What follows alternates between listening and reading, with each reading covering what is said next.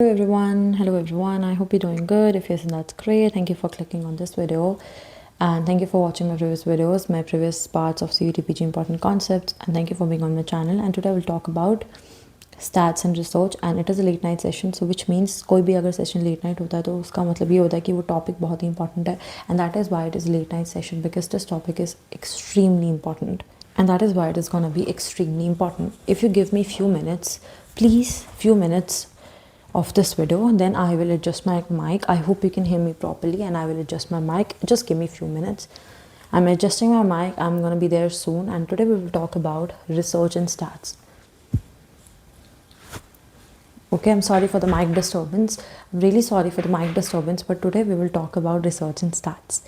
And I hope I am audible to you. I hope everything is visible to you, and we will proceed with our number one topic, which is very, very important of this topic. At least I think 5 questions or more than 5 questions will be there, and that is why we should proceed with research and stats. Now, whenever I talk about research,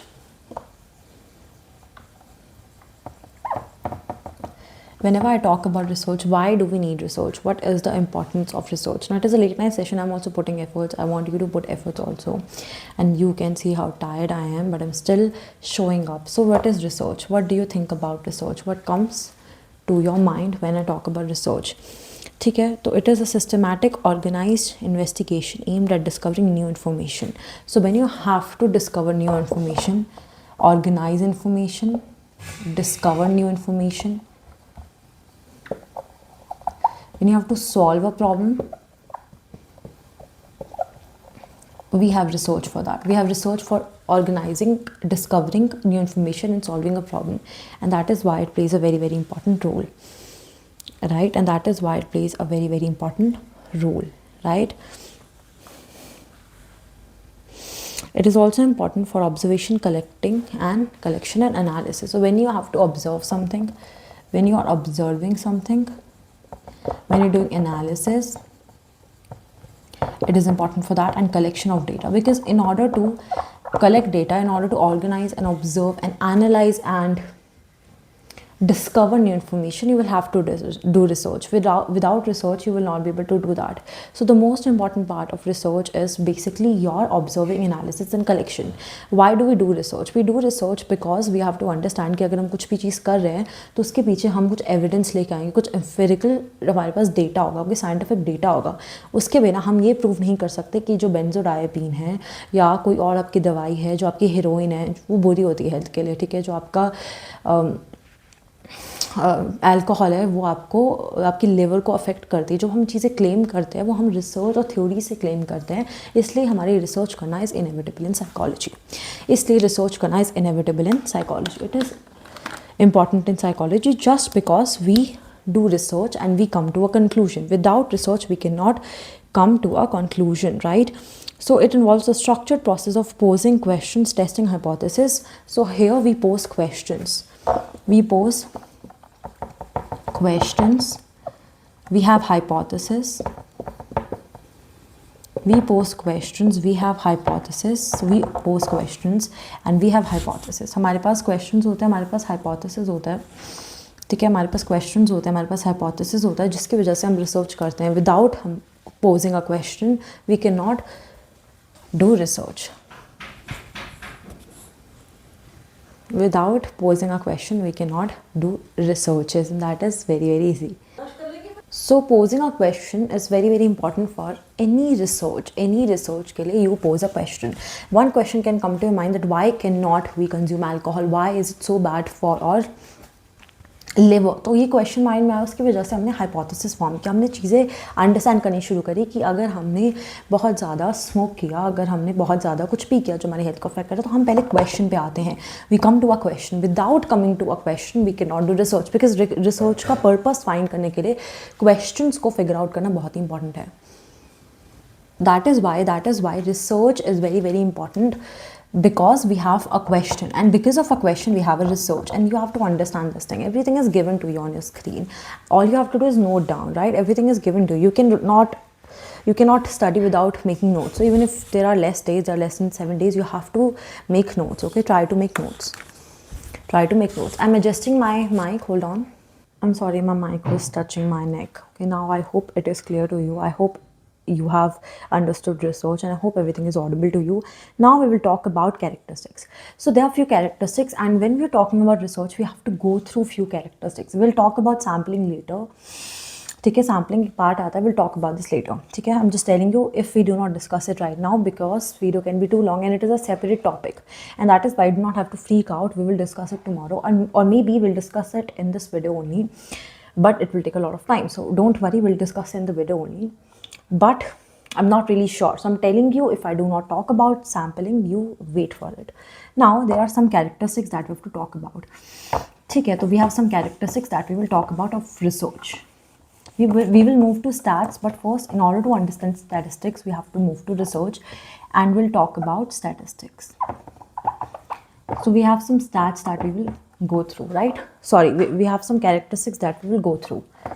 Okay, it's a late night session, so I might not be feeling that well, but I really want you to understand it, so that's why I'm making it characteristics. So there are some characteristics that you have to understand. What are characteristics? We can say feature, we can say that some important part, some basic characteristics that we have to know. Now first, if I talk about research, research is mostly scientific, but it is also non-scientific. Here we are discussing about the characteristics of scientific research, and that is why we will understand systematic, objective, empirical, replicable. So first we'll talk about systematic. So we have number one characteristics of research, which is systematic. You cannot do research without a system. Without a system, there is no possibilities of a research without it being systematic, and it is very important for a research to be systematic, right? First, in systematic, you have a problem, and then you have a problem, and problem comes through a question, that this is a question that comes to your mind and this is a problem. So this is your number one thing. A person will not directly, if a person is doing research, if you are doing research, if I'm doing research, I will not come directly to the hypothesis or to the testing or to the sampling or to the surveys or anything. I will not directly come to the conclusion. I will come to the problem, because in order to, again, we discussed in the first part that in order to understand research, in order to understand the characteristics, we already discussed that it starts from a question. A research always starts from a question, and when it always starts from a question, we have to figure out the question and then the problem, and then from step number one we will move to step number two, right? We will collect it, we'll collect the data, we'll analyze it, we'll do analysis, and then we will come to a conclusion. After testing a lot of people, after doing researches on a lot of people, we will in simple terms come to a conclusion, and research follows an order, not guesswork. Here you have to understand that whenever you talk about research, it follows an order.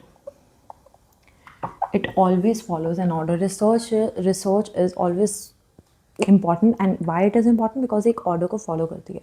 It does not guess. It cannot guess. Next, we have objective.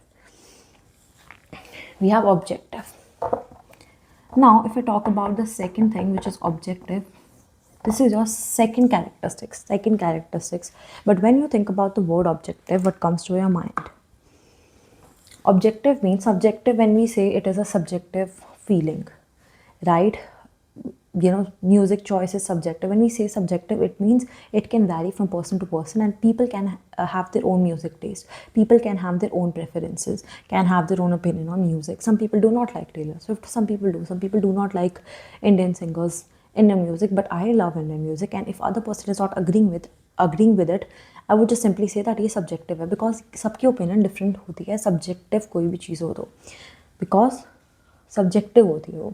Objective का मतलब free from opinions. Objective का मतलब free from opinions. ठीक है, ये late night session है, तो please अपने साथ स्नैक्स रख के रखो, अपने साथ कॉफ़ी रख के रखो, because if it gets boring and sleepy, it is your responsibility, because you will not be getting good marks, and that is why you have to study. तो अपने साथ सारे स्नैक्स सब कुछ रख के रखो.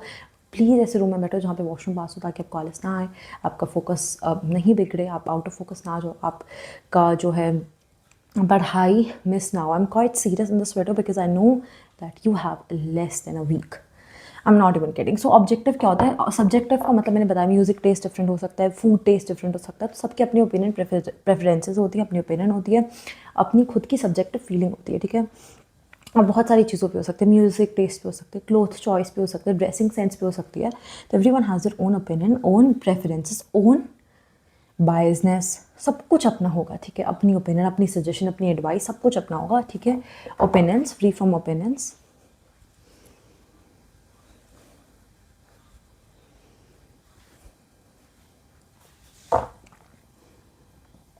बिलीव्स, इमोशंस, इमोशंस पे बेस्ड होता है, free from opinions, feeling and emotions पे बेस्ड होता है, ठीक है। और ये क्या होता है, फ्री होता है, ठीक है। इन पे बेस्ड जो होता है, ये जो चीज़ें होती हैं इन सब से अलग होता है, फ्री होता है। And it is based on data, not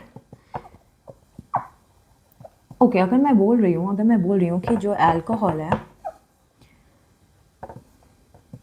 alcohol liver cancer करती है, ठीक है। अगर आप एक्सेस में अल्कोहल पी लेते हो, it will cause liver cancer. अगर मैं ये स्टेटमेंट बोल रही हूँ तो ये स्टेटमेंट मेरी रिसर्चर की बायसनेस से नहीं है कि रिसर्चर एक वुमेन है और उसका हस्बैंड बहुत ज़्यादा अल्कोहल पीता है एंड दैट इज़ वह वैसे बोल रही है अपने हस्बैंड को फ्रीक आउट करने के लिए। That is not the case, that is not the case, that is definitely not the case. वो ऐसे इसलिए बोल रही है बिकॉज उसने डेटा कलेक्ट किया है और उसने रिसर्चेस की हैं एंड दैट इज़ वाई जब हम बोलते हैं एक सब्जेक्टिव रिसर्च जो होगा वो बायस्ड होगा और कभी होता भी नहीं। अगर हो गया, ठीक है, अगर गलती से this pen doesn't work, hold on, मैं गलत पेन ले आई and I got distracted, just give me a minute. हाँ, तो वैसे बोल रही थी कि जो है ना, दिस इज़ फाइन, ठीक है। तो मैं भी बहुत जल्दी डिस्ट्रैक्ट हो जाती हूँ guys, specially when I have to teach later and I get distracted a lot, sorry, ठीक है। तो क्या होता है कि फ्री फ्रॉम ओपिनियंस है, बिलीफ है और इमोशंस है। अपनी ओपिनियन, बिलीफ और इमोशन से बहुत ज़्यादा डिफरेंट है, ठीक है। I no you feeling sleepy but please 16 के बाद जितना सोने सो जाना, प्लीज़ 16 के बाद you can sleep for 10 hours, you can sleep for 20 hours, you can sleep for 30 hours, कोई नहीं रोकेगा। बट अभी डेफिनेटली मैं रोक रही हूँ बिकॉज आई नो कि कम दिन है। उसके बाद अपनी अच्छे से नहीं लेना, अपना कॉलेज के जिनके एग्ज़ाम होते हैं उनको भी मत फोकस करो, भी इसी पे फोकस करो। कॉलेज के एग्ज़ाम इतना मैटर नहीं करते हैं, फोकस करो एंट्रेंस एग्ज़ाम पे। आपका स्कोर कितना आना चाहिए? आपका स्कोर 285 आना चाहिए and I want you to get 285, I really want you to get 285 score please. इसलिए उसके लिए अगर आप अभी पढ़ोगे तो आपका थोड़ा बहुत आपको लगेगा कि क्यों कर रहे हैं, अभी इतनी मेहनत क्यों कर रहे हैं, but when you get the result, when you get this result, you will not B regretting it, trust me, you will not B regretting it, okay, you will not B regretting it. Of course ध्यान रखो, of course workout भी मैं भी करती हूँ, सब कुछ करना है, अपना पानी पीना है, हेल्थ का ध्यान रखना है, फ्रूट्स खाने हैं, फाइबर, वॉक, सब कुछ करो। I am not telling you to stop anything, I am telling you to focus when it is the time to focus. चलो टॉपिक पे आते हैं, ठीक है। तो free from opinion, belief and emotions. अब जैसे रिसर्चर का जो हस्बैंड है वो स्मोक करता नहीं करता, ड्रिंक करता नहीं करता, उसका कोई रिलेशन नहीं है बिकॉज बायसनेस नहीं है, कोई भी डिस्क्रिमिनेशन नहीं है, कुछ उसकी पर्सनल बायसेस नहीं है उसको, इसलिए उसने ये बोला क्योंकि उसने उस पर रिसर्च की थी। And that is the second important part and characteristics of the research, that is objectiveness. It has objectiveness, which means free from opinions, biasness, preferences, emotion, belief and suggestions, okay.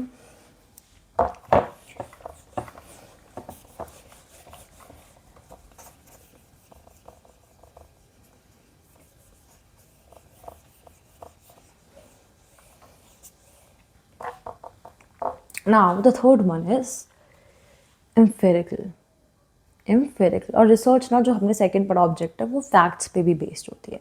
Empirical क्या होता है? Scientific evidence अगर होता है तो ही वो एक अच्छी रिसर्च मानी जाती है, ठीक है। And scientific research is based on observation and measurement. The third characteristics is empirical.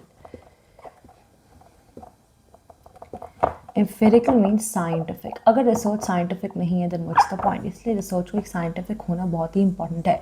अगर कोई रिसर्च साइंटिफिक नहीं है then we can say that it is not a true research, it is not a true research. And that is why in order to form a true research you need to have a scientific observation, scientific measurement, observation और measurement क्या होनी चाहिए? Scientific होनी चाहिए, ठीक है। मतलब आपका जो है एम्फेरिकल होना चाहिए, ऑब्जर्वेशन एंड मेजरमेंट। अगर ये नहीं हो रही है तो हम बोल सकते हैं एक ट्रू रिसर्च नहीं है, ठीक है। That is why it is very very important, observation and measurement.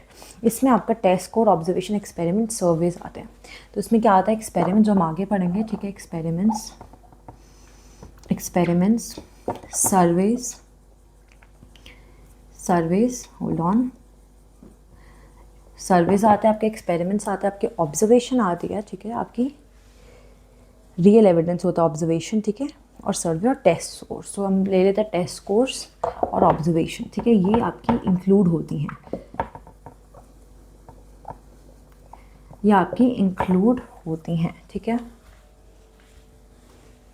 The fourth one is replicable, the fourth one is replicable. Replicable का मतलब क्या होता है, what do you mean by replicable, what do you mean by replicable? Can anyone tell me the meaning of replicable? Can anyone tell me the meaning of replicable?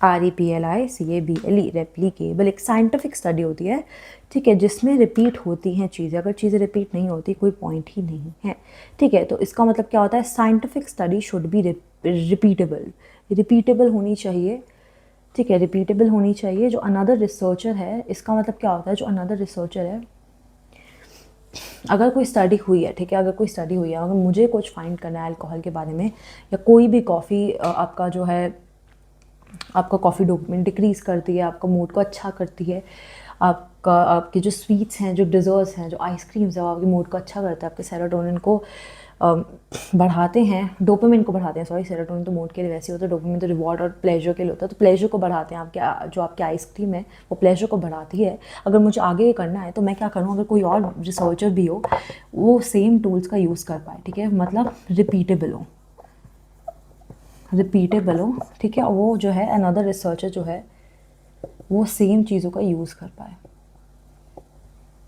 वो same चीज़ों को use कर पाए, सेम टूल्स का use कर पाए, यानी कि ऐसी रिसर्च बनाए जो आगे वो हो ही नहीं पा रही, उसका आगे कोई सोल्यूशन ही नहीं हो पा रहा है, वो सेम प्रोसीजर को आगे फॉलो करेगा, ठीक है, वो सेम प्रोसीजर को आगे फॉलो करेगा, फॉलोज द सेम प्रोसीजर, ताकि हमें पता लगे कि अगर रिपीट करने पर रिजल्ट सेम आ रहा है कि नहीं, पता लगे रिपीट करने पर आ रहा है कि नहीं होता है। तो मतलब हमारा जो है वो कोई पॉइंट नहीं है रिसर्च का, ठीक है, अलग अलग आना कोई प्रॉब्लम नहीं है, प्रॉब्लम ये है कि जो हमारी है वो जो प्रोसीजर है वो सेम होना चाहिए, टूल्स भी आगे जाके कोई और भी कर रहा है तो वो भी सेम होने चाहिए, मतलब another researcher should be able to follow the same procedure, ऐसे फिक्स प्रोसीजर्स होने चाहिए, करेक्ट प्रोसीजर्स होने चाहिए, ताकि अगर कोई और रिसर्चर है, कोई और आपका रिसर्चर आ रहा है वो फॉलो कर पाए सेम प्रोसीजर को, सेम टूल्स को, और वो टेस्ट कर पाए एक ही क्वेश्चन को अगैन अगैन। क्वेश्चन कुछ भी हो सकता है, कोई भी क्वेश्चन, मैंने शुरू में बात की थी कि रिसर्च स्टार्ट ही किसी क्वेश्चन से होती है, तो कोई क्वेश्चन हो सकता है, उस क्वेश्चन को वो आगे आगे टेस्ट कर पाए। तो ऐसे प्रोसीजर्स हों जो बहुत डिफिकल्ट हो,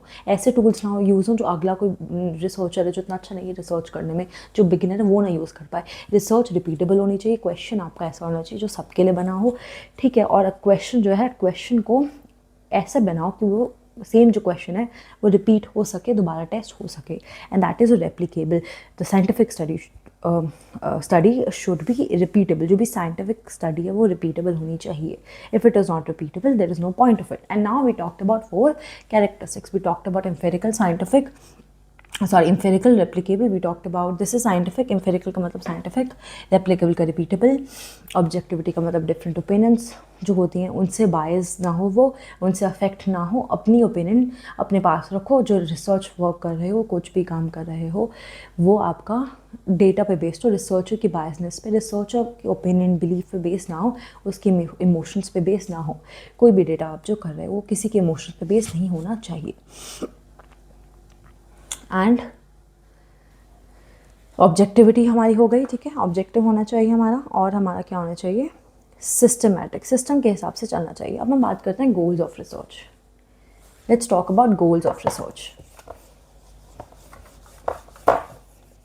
now let's talk about goals.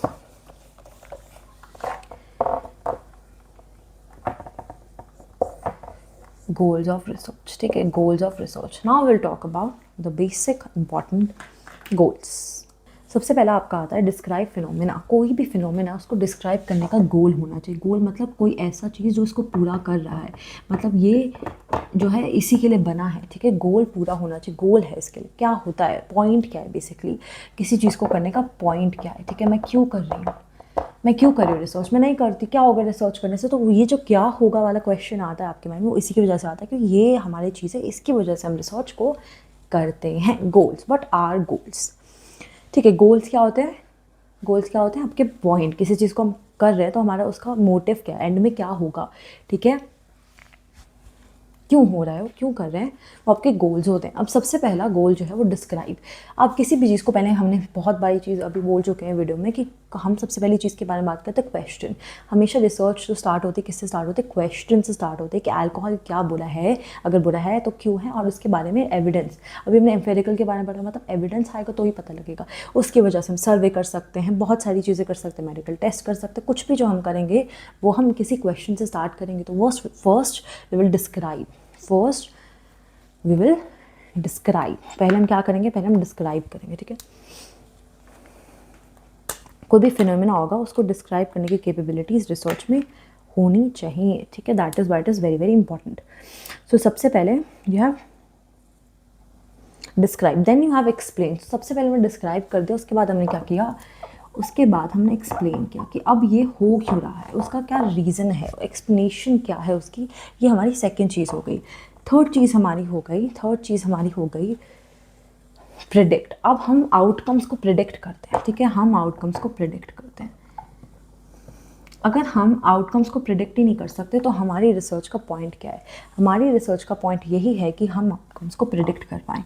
अगर हम आउटकम्स को प्रिडिक्ट नहीं कर पाते हैं तो there is no point, and that is why we should have a good research जो आपके आउटकम्स को प्रिडिक्ट कर पाए। एंड देन वी कंट्रोल में हम मॉडिफाई करते हैं कि अगर कोई चीज़ किसी रीज़न से हो रही है तो हम उसको कंट्रोल कैसे कर सकते हैं, और ये किसी एक और चीज़ से सिमिलर है। ये सारे गोल्स किसी और गोल के जो हमने साइकोलॉजी में पढ़ा उससे बहुत सिमिलर है। ये चीज़ें, ये जो सारे 4 गोल्स हैं, control, predict, explain, describe, explain, predict, control, ये किसी और चीज़ से सिमिलर है जो हमने साइकोलॉजी में पढ़ी थी।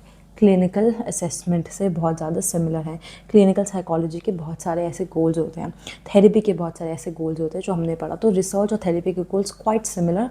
तो अगर आपको वो याद ना रहे तो याद आ सकता है, तो ये भी उसी का ही पार्ट है, and it is very very important. अब आपने याद नहीं किया, आपने वीडियो को पॉज करके नहीं सोचा है, then you are not understanding anything. So you have to go back to the topics and understand it, and you have less days. So उसके हिसाब से you have to do it. ठीक है, तो अभी हमने क्या किया, हमने कंट्रोल किया, हमने मॉडिफाई किया। अब रीज़न जो है ना, हम रीज़न को छोड़ नहीं देते, ठीक है। अगर कोई हमारा एक्सप्लेनेशन के बाद जो प्रेडिक्शन निकली है आउटकम्स की, हम उसको छोड़ नहीं देते, हम उसको मॉडिफाई करते हैं। और यही आपका क्लिनिकल असेसमेंट में भी होता है। Once you predict the disorder you can not stop it, you have to treat it. Okay, now अभी हम पढ़ेंगे स्टेप्स, ठीक है। अभी हम स्टेप्स पढ़ेंगे, ठीक है, स्टेप्स पढ़ेंगे। तो let's look at the steps.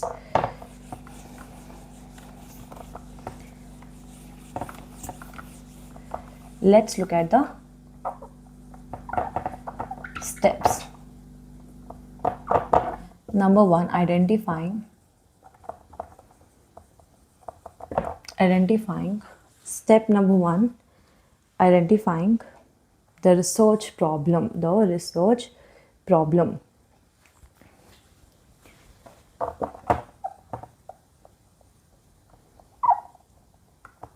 आपको रिसर्च प्रॉब्लम को आइडेंटिफाई करना आना चाहिए। If you can not do it then you are not good at it, you have to learn it, you have to find out.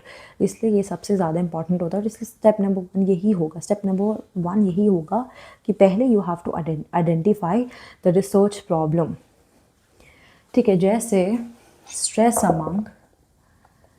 Among college students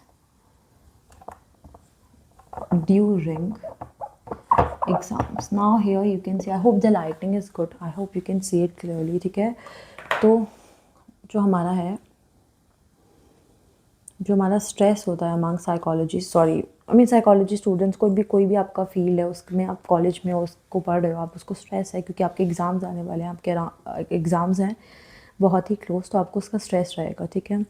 तो ये आपका हो गया क्वेश्चन और ये आपकी हो गई प्रॉब्लम, ठीक है। आपने इसको आइडेंटिफाई कर लिया। आप कोई स्पेसिफिक इशू को जब आइडेंटिफाई करते हो, कोई स्पेसिफिक इशू को व्हेन यू आइडेंटिफाई, कोई भी स्पेसिफिक इशू को when you identify, you for example stress among college student, तो आपका साइकोलॉजी स्टूडेंट्स है, कोई भी कॉलेज स्टूडेंट है, सोशियोलॉजी कोई भी सब्जेक्ट है, तो जो स्ट्रेस अमंग कॉलेज स्टूडेंट्स, वो आपका सबसे पहला we found out the stress and the issue.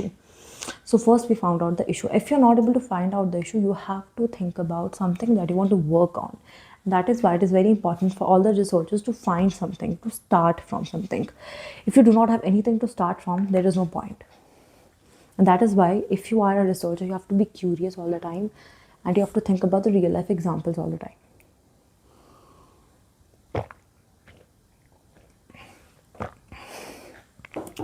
Another could be alcohol consumption among corporate workers, because उनको इतना ज़्यादा स्ट्रेस होता है तो उनकी alcohol consumption बहुत ज़्यादा हाई हो जाती है. This is another important example. ठीक है, तो you have to identify, you have to start from somewhere. ठीक है, and then you have the second one, which is reviewing existing literature. Now,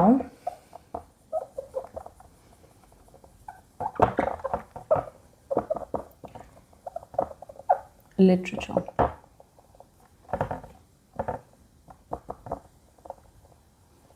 तो आपको क्या करना है, आपको रिव्यू करना है एग्जिस्टिंग लिटरेचर को. इसका मतलब अगर आपके पास फॉर एग्जाम्पल इशू है, जो इशू आपका है वो क्या है, stress among college students during examination. During examination जो स्ट्रेस है अमंग कॉलेज स्टूडेंट्स, और आपका ये क्या है, आपका ये इशू है. ठीक है, ये आपका क्या है, इशू है.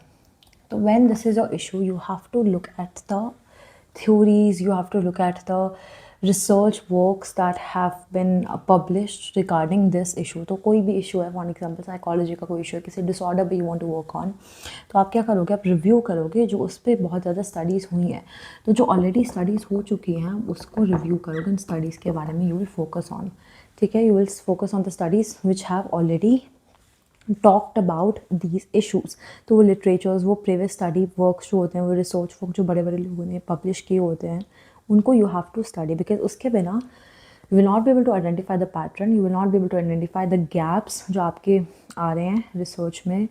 ठीक है, वो आप नहीं आइडेंटिफाई कर पाओगे.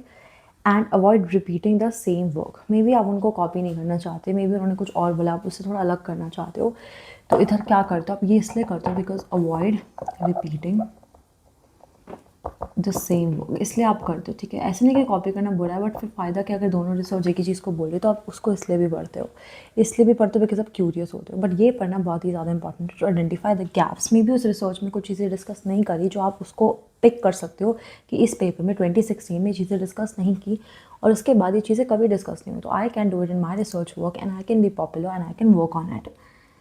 ठीक है, if you genuinely curious. The third one is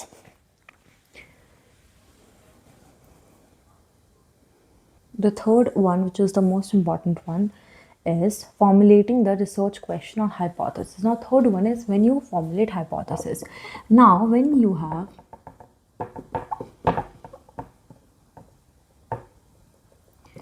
hypothesis formulation, you have hypothesis formulation. This is the third step, which is the most important one. ठीक है, this is the third step, which is the most important one. Now, आपने क्या किया, आपने problem को identify कर लिया, आपने पुराने पेपर्स को पढ़ लिया, अब आपको अपना रिसर्च स्टार्ट करना है. बिकॉज अभी तक यू डिड नॉट स्टार्ट. अभी तक, give me a minute, mic is not getting adjusted, give me a minute, hold on please.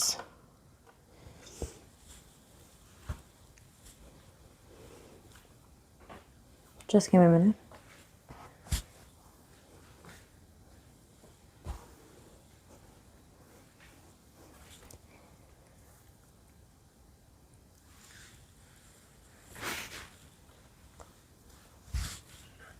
Okay, I am sorry for the mic disturbance. I thought ये disconnect हो गया, तो I am really sorry for that. Now जब आपने कर लिया, अब आप एक्चुअल रिसर्च पे आओगे. अभी तक तो आप सिर्फ आइडेंटिफाई कर रहे थे और रिव्यू कर रहे थे, चीज़ें देख रहे थे. अभी आप क्या करोगे, अब आप क्या करोगे, आप अब स्टार्ट करोगे अपनी रिसर्च पॉइंट 3 से, स्टेप 3 से आप फॉर्मुलेट करना शुरू करोगे जो आपकी प्रॉब्लम्स और लिटरेचर रिव्यूज़ में आई हैं. तो अगर आपने सेकंड स्टेप पे वापस जाएँ, अगर हम सेकंड स्टेप पे वापस जाएँ, तो सेकंड स्टेप में था कि आपने क्या किया, आपने स्टडी किया और अवॉइड की repeating the same work, and आपने गैप को भी नोटिस किया. तो आपको लगा कि अल्कोहल और वो एग्जाम्पल छोड़ता भी, ये एग्जाम्पल ये है कि जो स्ट्रेस है अमंग कॉलेज स्टूडेंट्स वो बहुत ज़्यादा हो रहा है. तो जो कॉलेज में जो हमारा स्ट्रेस है वो कॉलेज स्टूडेंट्स में एग्ज़ाम के वैसे भी बहुत ज़्यादा होता है, बट ड्यूरिंग एग्ज़ाम और भी ज़्यादा है. ठीक है, बहुत ही ज़्यादा है. तो पहले अगर 50 था तो अब 80% है, और 80% जो है वो लोग स्ट्रेस ले रहे हैं, और एग्ज़ाम के टाइम पे तो बढ़ गया बहुत ज़्यादा. स्ट्रेस की परसेंटेज बढ़ गई, लोग जितना स्ट्रेस लेते हैं उनकी भी परसेंटेज बढ़ गई है. ठीक है, ना गैप ये है कि वही फिगर आउट नहीं कर पा रहे रीज़न. ठीक है, उन्होंने रिसर्च का टॉपिक डाला, आपने पुरानी बुक पढ़ी, कोई अपने लिटरेचर पढ़ी, कोई भी पुरानी इस टॉपिक से रिलेटेड, तो उन्होंने क्या किया, उन्होंने बोल तो दिया कि ये रीज़न है, बट उन्होंने गैप उनका ये रह गया कि उन्होंने आपको ढंग से रीज़न नहीं बताया। उन्होंने आपको बस बता दिया कि ये होता है, ठीक है, उन्होंने परसेंटेज बता दी, स्टैट्स बता दी, बट उन्होंने रीज़न नहीं बताया। नो, आप अगर खुद का कोई अपनी रिसर्च वर्क करोगे तो आपको क्या, आपने क्यों पढ़ा, सेकेंड स्टेप क्यों इंपॉर्टेंट है, बिकॉज इधर आप अपनी क्या करो, एग्जिस्टिंग लिटरेचर को पढ़ रहे हो और उधर फिगर आउट करो, ठीक है। तो आप पहले तो वो चीज़ नहीं करोगे, आप एक्चुअल में रीज़न बताओगे तो आप क्या करोगे, सेम मिस्टेक नहीं करोगे, और आपने पुरानी लिटरेचर्स पढ़ रखी हैं, पुराने रिसर्च वर्क पढ़ रखे हैं, ठीक है। I am sorry, I am little breathless, ठीक है। Let me drink some water, please hold on, let me drink some water, you also drink water.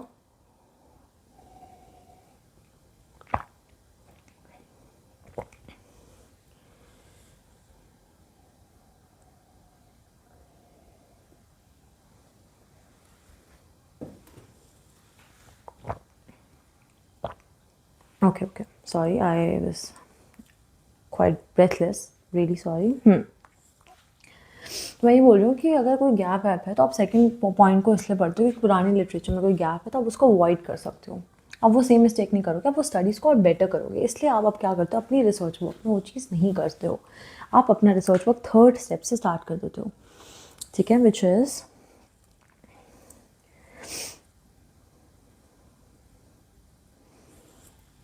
based on the problem and literature review, the researcher formulates a research question or hypothesis। अब hypothesis क्या होता है, hypothesis एक ऐसी statement होती है जो आप टेस्ट करने के लिए बनाते हो, इसमें बहुत सारे वेरिएबल्स और बहुत सारे टाइप्स भी होते हैं। अभी आप पता समझो, hypothesis एक टेस्टेबल स्टेटमेंट होती है, जो आप किसी चीज़ को टेस्ट करते हो तो आप एक सिंपल सी स्टेटमेंट बनाते हो कि ये कर सकते हैं, वो कर सकते हैं, ऐसी स्टेटमेंट जो परमानेंट नहीं होती है। And that is Y hypothesis को सिर्फ टेस्टेबल बोलते हैं, सिर्फ टेस्टिंग के लिए एप्लीकेबल होती है,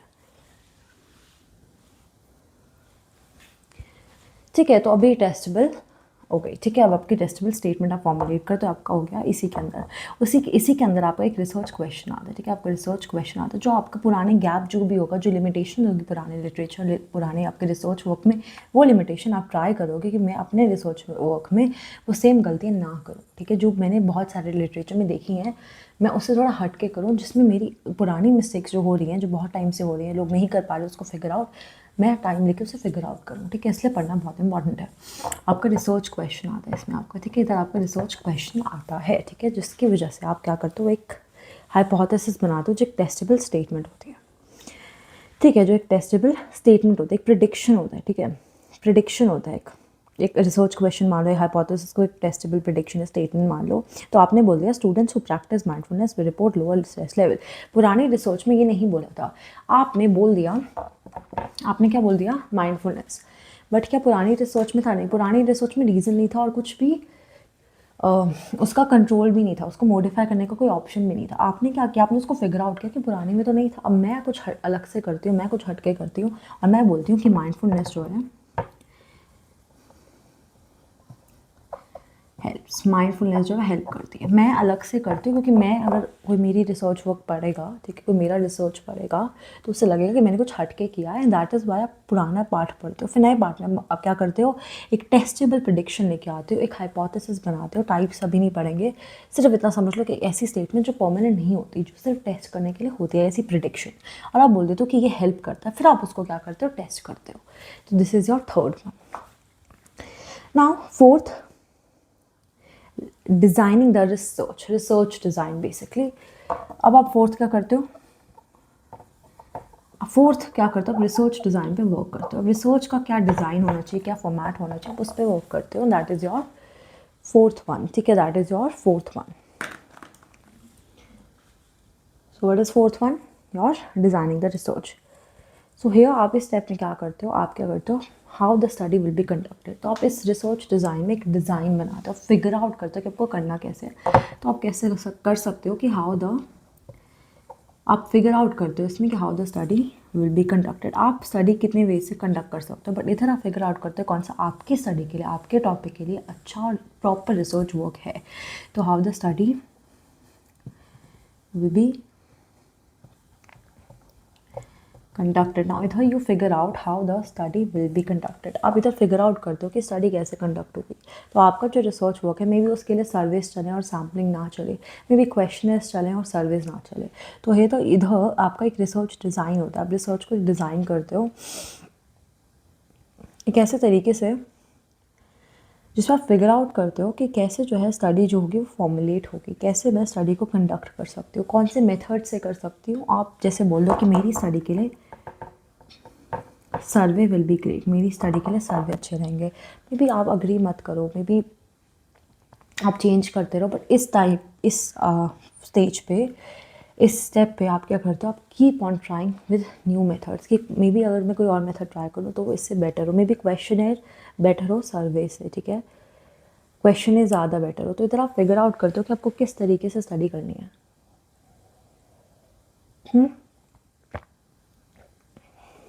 ओके, तो आप इसे क्या करते हो, आप डिज़ाइन करते हो रिसर्च को। आप इसमें टूल्स, मेथड और प्रोसीजर को सोचते हो, अपने माइंड में क्या रखते हो इसमें आप रखते हो टूल्स, मेथड्स, प्रोसीजर्स। तो आप अपने टूल्स को रखते हो, अपने मेथड्स को रखते हो, अपने प्रोसीजर्स को रखते हो, फिर डिसाइड करते हो कौन सा बेस्ट है। आप चेंज करते रहते हो और इस स्टेज पे आप कंटिन्यूसली अपने रिसर्च के साथ थोड़ा थोड़ा ऑल्टरेशन करते रहते हो। आप थोड़ी थोड़ी रिसर्च के साथ अपनी रिसर्च डिज़ाइन और थोड़ी थोड़ी ऑल्टरेशन करते रहते हो, थोड़ा थोड़ा चेक करते रहते हो, ठीक है। फिर लास्ट में डिसाइड करते हो कौन सा टूल बेटर है, कौन सा मेथड बेटर है और कौन सा प्रोसीजर बेटर है, ठीक है। That is why it is very very important. So choosing an experimental और सर्वे डिज़ाइन, तो आप कोई भी डिज़ाइन कर सकते हो। एक्सपेरिमेंटल सर्वे टोटली ये आप पे है, टोटली अप टू यू। इसमें आपको कोई नहीं बोलता कि आपको मैं जो बोलूँगा वही करना है, बट आप वो सेलेक्ट करो जो आपकी स्टडी के लिए अप्रोप्रिएट हो। ये नहीं कि उसने ऐसा किया तो मैं भी वैसा करूँगा। This is something that you have to keep in mind, right. The next one is, the fifth one is, I hope you have understood this. Let's come to the fifth one. Let's come to the fifth one. तो fifth one क्या है आपकी? Fifth one क्या है आपकी? What is the fifth one? Can anyone tell me? If you have studied this before, you would know. Identifying variables and operational definitions. Now, आपको मैं अगर क्विकली बताऊँ तो आप इसमें क्या करते हो? आप आइडेंटिफाई करते हो वेरिएबल्स को, आप आइडेंटिफाई करते हो वेरिएबल्स को and operational definitions. What do I mean by that? ये बहुत टेक्निकल नहीं है, बहुत इजी है, आपको मैं बताऊंगी तो आपको बहुत इजी लगेगा। ऑपरेशनल डेफिनेशंस, ठीक है। आप क्या करते हो? आइडेंटिफाई करते हो वेरिएबल्स को और क्या करते हो? ऑपरेशनल डेफिनेशंस देते हो, ऑपरेशनल डेफिनेशंस देते हो। तो क्या करता है इसमें रिसर्चर? क्या करता है बेसिकली? आप मेरे को सुनो बस। आइडेंटिफाई करता है independent variable and dependent variable and defines how each variable will be measured. तो इधर क्या होता है? क्लैरिटी एंड ऑब्जेक्टिविटी के लिए, क्योंकि हमने पढ़ा था कि कैरेक्टरिस्टिक्स क्या होता है? ऑब्जेक्टिविटी और क्लैरिटी के लिए, ठीक है, फॉर क्लैरिटी एंड ऑब्जेक्टिविटी के लिए क्लैरिटी एंड ऑब्जेक्टिविटी के लिए सबसे ज़्यादा इंपॉर्टेंट आपके पास क्या है? क्लैरिटी और ऑब्जेक्टिविटी के लिए सबसे ज़्यादा इंपॉर्टेंट है आपको फिगर आउट करना कि कौन सा आपको वेरिएबल चूज़ करने हैं, ठीक है। आपको क्लैरिटी चाहिए, आपको ऑब्जेक्टिविटी चाहिए, आपको बायस नहीं चाहिए, आपको अपने ओपिनियन से आपको क्या करना है? रिसर्च को हिंडर नहीं करना है आपको। ऑफकोर्स बायसनेस किसको चाहिए रिसर्च में? क्योंकि अगर आप रिसर्च में बायसनेस लाओगे तो वो आप ही के हिसाब से चलेगा, ठीक है। इसलिए वो नहीं चाहते आप चाहते हो कि वो इमोशंस, फीलिंग्स, बिलीफ से सबसे दूर रहे। उसी की वजह से आप आइडेंटिफाई करते हो independent variable and dependent variable, ठीक है। उसी की वजह से आप क्या करते हो? इसी स्टेज पे आप स्टार्ट करते हो अपनी proper research with two variables. Variables क्या होते हैं? वेरिएबल्स वो होते हैं जो चेंज होते रहते हैं, ठीक है, चेंज होते रहते हैं। वेरिएबल कोई भी ऑब्जेक्ट, कुछ भी होता है, कुछ भी हो सकता है, वो कार, बाइक, फीलिंग्स, कुछ भी आपका हो सकता है वेरिएबल जो चेंज होता रहता है। वेरिएबल, ठीक है, वेरिएबल चेंज होता रहता है। तो वेरिएबल का मतलब something that is keep on changing. Variable is something that is keep on changing, you have to understand that. तो वेरिएबल का मतलब भी क्या होता है? जो चीज़ है वो बहुत बार चेंज होती रहती है, ओके। नाउ इंडिपेंडेंट वेरिएबल क्या होता है, जैसे आप कोई भी रिसर्च करो, ठीक है, आप कोई भी रिसर्च करो, अगर आप इंडिपेंडेंट वेरिएबल की बात करो तो इंडिपेंडेंट वेरिएबल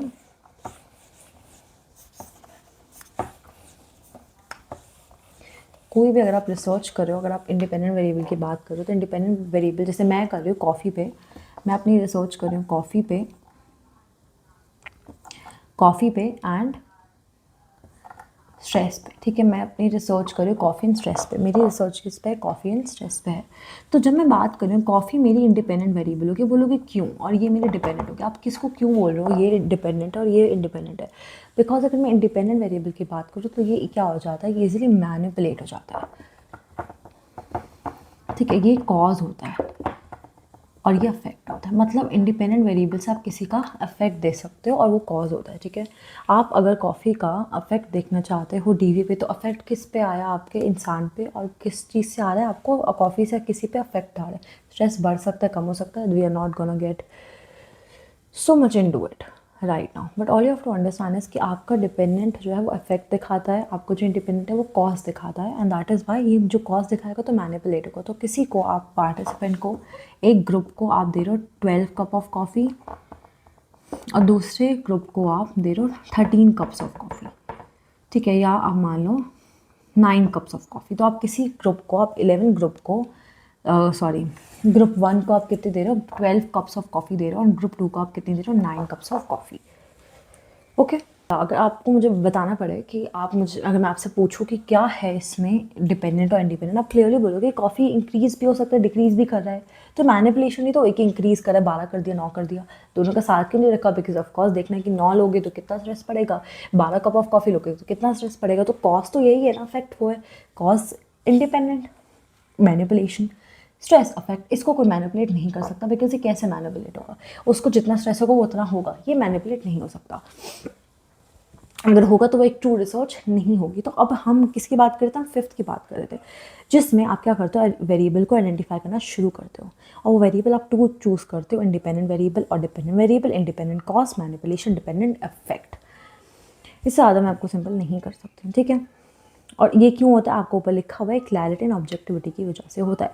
अब एक स्ट्रेस वाला जो हमने लिया था उसमें अगर एग्जांपल देख लो तो stress measured using a standardized stress scale, ठीक है, तो इधर आपका क्या हुआ इंडिपेंडेंट, क्या हुआ डिपेंडेंट, अभी मुझे बताना, इस एग्जाम्पल में आप मुझे बताने दो comment section, stress measured using a standardize stress scale, इसमें क्या हुआ आपका, आप मुझे बताना, ठीक है। अब मैं आपको एक और एग्जांपल दे सकती हूँ, मैं आपको और इजी समझाने के लिए और इंटरेस्टिंग करने के लिए मैं आपको एक और एग्जांपल दे सकती हूँ, दैट अगर आप ओवरनाइट स्टडी करो, ठीक है, स्टडी का क्या आपका इम्पैक्ट आता है मार्क्स से, मार्क्स और स्टडी का क्या इम्पैक्ट आता है, स्टडी और मार्क्स का बेसिकली क्या इम्पैक्ट आता है, कितना पढ़ोगे और कितने मार्क्स आएंगे, जैसे अभी आप सीयूटी पढ़ोगे ओवरनाइट, ठीक है, ग्रुप 1 पढ़ेगा ओवरनाइट, ग्रुप 2 पढ़ेगा 12 आवर्स, ग्रुप 3 पढ़ेगा 2 आवर्स, ठीक है। अब आपको सीयूटी पीजी पढ़ना है तो आपको हम आपके लिए हम ये हमें स्टडी करने की, अगर स्टडी और मार्क्स में क्या होता है, कोई जितना पढ़ेगा क्या उसके ज़्यादा मार्क्स आएंगे, कम पढ़ेगा तो क्या उसके कम मार्क्स आएंगे, कोई ज़्यादा पढ़ेगा ज़्यादा, कम पढ़ेगा तो कम मार्क्स, बट हम श्योर नहीं है, तो अगैन हमने एक क्वेश्चन बनाया, एक प्रॉब्लम देखी, उसके बाद हमारा क्या स्टेप हुआ, हमने पुराने रिसर्च के बारे में पढ़ा, हमने रिसर्च डिज़ाइन देखे, पुराने रिसर्च वर्क देखे, लिटरेचर्स देखे, फिर हमने रिसर्च डिज़ाइन पे आए, हमने फिर फिगर आउट किया कि क्वेश्चनर करना है, सर्वे करना है, तो हमने सोचा कि हम क्या करते हैं, हम क्वेश्चनर या सर्वे करते हैं, ठीक है, तो हमारा ये हो गया फोर्थ। अब फिफ्थ क्या था, फिफ्थ ये था कि आपको वेरिएबल फाइंड करना है, तो वेरिएबल हमारा ये एग्जाम्पल कॉफ़ी और आपका स्ट्रेस का हो गया, एक एग्जाम्पल आपका स्टडी और मार्क्स का हो गया, जहाँ पे आपके 3 ग्रुप्स है, ओवरनाइट 12 आवर्स एंड 2 आवर्स, ठीक है, तो ओवरनाइट वालों के 300 में से 280 आए, 12 आवर्स के लिए 12 आवर्स जो पढ़ते हैं उनके आए 260, ठीक है, जो 2 आवर्स पढ़ते हैं उनके आए 230, तो 300 में से ये सब के मार्क्स आ रहे हैं। इसका मतलब ये है कि जो ज़्यादा पढ़ता है, जो ओवरनाइट पढ़ेगा फुल कंसंट्रेशन से, उसके आएंगे 280, जो 12 आवर्स पढ़ेगा पूरी कंसंट्रेशन से उसके 260, जो पूरे फोकस से अगर जो 2 आवर्स पढ़ेगा उसके 235 या 230 के अराउंड आएंगे, विच मीन्स हमने फिगर आउट कर लिया, हमने क्या फिगर आउट कर लिया, हमने ये फिगर आउट कर लिया कि हम अब कैसे हम इसको मैनिपुलेट करें, तो मैनिपुलेट इसमें किसको कर रहे हैं, स्टडी को कर रहे हैं, और हम मार्क्स किसको कर रहे हैं, तो ये आपका IV हो गया और ये आपका DV हो गया, इससे ज़्यादा मैं आपको और कंफ्यूज नहीं करना चाहती, मेरे को पता है आपको समझ आ गया है क्योंकि इतना कॉम्प्लिकेटेड नहीं है। उसके बाद आप 6 करते हो सैम्पलिंग। 6 क्या है आपका? सैम्पलिंग है। 6 क्या है आपका? सैम्पलिंग है, ठीक है। 6 आपका क्या है? सैम्पलिंग है, ठीक है। मैंने आपको 2 एग्जांपल्स दे दिए, इंडिपेंडेंट और डिपेंडेंट। क्या आपका इसमें कौन सा है? स्टडी में आपका इंडिपेंडेंट है, वो आपका मार्क्स डिपेंडेंट है। बिकॉज स्टडी आप बढ़ा रहे हो, आप मैनिपुलेट अपने हिसाब से कर रहे हो as a researcher. Now the 6th one is sampling.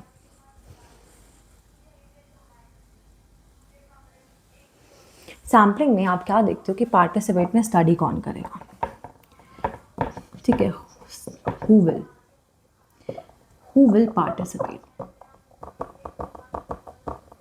Who will participate. तो आप क्या करते हो इसमें? आप फिगर आउट करते हो कि कौन पार्टिसिपेट करेगा। आप इधर फिगर आउट करते हो कि कौन पार्टिसिपेट करेगा। ये टोटली एज अ रिसर्चर आप पे ही डिपेंडेंट करता है, आप पे ही डिपेंड करता है आपके कितने पार्टिसिपेंट्स होंगे। नंबर ऑफ पार्टिसिपेंट्स भी आप 6 में डिसाइड करते हो। 6 मतलब सैम्पलिंग। सैम्पलिंग हम पढ़ेंगे डिटेल में, इसके टाइप्स होते हैं, बट अभी आपको समझना है कि अगर आपके 300 लोग हैं, ठीक है, अगर आपके 300 लोग हैं, 3000 मान लो, ठीक है, 3000 लोग हैं, ठीक है, 3000 लोग हैं, तो 3000 लोगों में से अगर आपको सैम्पलिंग करवानी है, ठीक है, अगर आपको चाहते हो कि आपके रिसर्च के लिए, फॉर एग्जांपल स्टडी या वर्क के लिए, ठीक है, या कोई भी कॉफ़ी, कोई भी स्टडी, मार्क्स, कॉफ़ी, स्ट्रेस, कोई भी आप देख लो जिसमें आपके पास वेरिएबल्स और सब कुछ, आपके पास स्टडी ऑलमोस्ट रेडी है, बट सैम्पलिंग में आपको लोग लेके आने हैं। तो आपकी पॉपुलेशन क्या है? यू पॉपुलेशन से डिनोट होता है, तो मैं पॉपुलेशन ही लिखती हूँ, तो आगे जाके हम पढ़ेंगे स्टैट्स में। अभी इतना समझ लो कि आपकी पॉपुलेशन जो है वो कितनी है, पॉपुलेशन जो है वो कितनी है? 3000 लोग हैं। तो मे बी आप टाउन में जा रहे हो, किसी स्मॉल इंडिया के टाउन में, इंडिया का बहुत छोटा सा टाउन है जिसमें आपको स्टडी कंडक्ट करनी है, जहाँ पे बच्चे बहुत होशियार हैं, इंटेलिजेंट स्टूडेंट्स, और आपको फिगर आउट करना है कि इसके ज़्यादा पढ़ने वाले इंटेलिजेंट होते हैं, कम पढ़ने वाले इंटेलिजेंट होते हैं। तो आप पढ़ाई करवाओगे उन्हें और आप उनका टेस्ट कंडक्ट करोगे। पढ़ाई होगी इंडिपेंडेंट और आपका टेस्ट जो है, मार्क्स जो आपके हो गए डिपेंडेंट, बिकॉज आप पढ़ाई को मैनिपुलेट कर रहे हो और मार्क्स आपके क्या है? इफेक्ट है। स्टडी कॉज और मार्क्स आपके इफेक्ट है, ठीक है। अब आपकी पॉपुलेशन कितनी है? 3000। एक स्मॉल सा टाउन है जिसमें आपके 3000 लोग रहते हैं। एक छोटा सा टाउन है जिसमें आपके 3000 लोग रहते हैं। आप पूरे 3000 लोगों का आप नहीं करना चाहते हो, because it is too much. पूरे 3000 लोगों का आप नहीं करना चाहते हो। अब ये तो एक बहुत छोटा सा एग्जाम्पल है, बट इमेजिन आपकी कंट्री में कितने बिलियन लोग हैं वर्ल्ड में। अब सबका डेटा अगर आप देखो ऑनलाइन, वर्ल्ड में कितनी पॉपुलेशन है, ठीक है, कितनी ज़्यादा लोग हैं वर्ल्ड में, उन्हीं का डेटा निकालना हो तो आप सारे वर्ल्ड का डेटा नहीं निकालोगे, सारे वर्ल्ड के लोगों का data, it is not possible. So we have 7 billion people, and I do not think so it's humanly possible. Even I think AI and computers can't do that because there's too much information. That 7 billion people जो हैं world में, most of the places जो हैं वो isolated है, secluded है, उनका सबका निकल भी नहीं सकता। तो आप क्या करते हो? सैम्पलिंग में कुछ लेके आते हो, ठीक है। जैसे आप 3000 लोगों में से एक स्मॉल टाउन में, you want to check intelligence and study and marks, ठीक है। तो आप क्या करते हो? इसमें से आप 500 लोगों को चूज़ करते हो, कोई भी रैंडम। अगर आप चाहते हो कि आपकी कोई बायसनेस ना हो, आप ऑफ कोर्स रैंडम सिलेक्शन करोगे 500 लोगों का। 3000 लोगों में से आप 500 लोगों का रैंडम सिलेक्शन करोगे। रैंडम सिलेक्शन मीन आप बायसनेस नहीं रखोगे। बायसनेस मतलब क्या होता है? आपको पता है बायसनेस मतलब? अगर मैंने कोई अपने फेवरेट लोगों को चुन लिया जो मुझे अच्छे लगता है, जो मुझे अट्रैक्टिव लगता है, जो मुझे लगता है इंटेलिजेंट है, या मुझे पता है इंटेलिजेंट है, उसका कोई पॉइंट नहीं होगा, तो स्टडी हम नहीं कर सकते उस पर। और वैसी स्टडी एक ट्रू स्टडी नहीं होती। ट्रू स्टडी के लिए हम रैंडम 500 लोगों को एक पॉपुलेशन से निकाल लेंगे। तो किसी पॉपुलेशन में से कुछ छोटे से यूनिट को निकालना, दैट इज़ योर सैम्पलिंग। बड़ी पॉपुलेशन में से कुछ लोगों को रिसर्च के लिए निकालना, बायसनेस को साइड रख के, दैट इज़ योर सैम्पलिंग, ठीक है। How many participants are required, आप इसको किस में फिगर आउट करते हो? 6 sampling. And how will they be selected, ठीक है। अब क्या अप्रोप्रिएट है कि नहीं। अब आपको अगर देखना है कि कॉर्पोरेट पीपल एंड अल्कोहल का कंजम्पशन क्या होता है, कि people who work in corporate, उनका अल्कोहल का कंजम्पशन क्या होता है, you will not select people who are in their 65, 66, who are in their late adulthood. अब उनको क्यों चूज़ करोगे? उनकी लाइफ में बचा ही क्या है? तो अब उनको सेलेक्ट करोगे जो आपकी स्टडी के लिए अप्रोप्रिएट है, वो इंडिविजुअल जो आपकी स्टडी के लिए अप्रोप्रिएट हैं। ओके, बहुत ही ईजी है। तो इसमें क्या हुआ? परफेक्ट, ठीक है। फिफ्थ में आपने आइडेंटिफाई किया वेरिएबल को। 6 में आपने सैम्पलिंग को, आई एक्सप्लेन जो सैम्पलिंग यूनिट निकाला एक बड़ी पॉपुलेशन में से, और आपने फिगर आउट कर दिया कौन आपकी स्टडी के लिए अप्रोप्रिएट है, कितने लोग आपको चाहिए, and it is very simple, ठीक है। आपको मेथड भी पता लग गया, कि कौन से रिसर्च डिज़ाइन को हमें चूज़ करना है। आपने पुराने स्टेप में देख लिया कि वो हम पहले ही डिसाइड कर लेते हैं। उसके बाद आपका जो है वो 7th जो है, that is your data analysis, ठीक है, डेटा कलेक्शन कलेक्ट होगा फिर ये एनालिसिस होगा। डायरेक्टली एनालिसिस करेंगे तो there is no point. Collection तो जरूरी, किसका करेंगे एनालिसिस जब कलेक्शन ही नहीं होगी। तो आपका क्या है, सेवन्थ का क्या है, सेवन्थ क्या है आपका, ठीक है, सेवन्थ क्या है आपका, लेट नाइट स्टडीज़ बहुत इंटरेस्टिंग होती है यार, मेरे को मज़ा आ रहा है पढ़ाने में, ठीक है। आपका होता है डेटा कलेक्शन,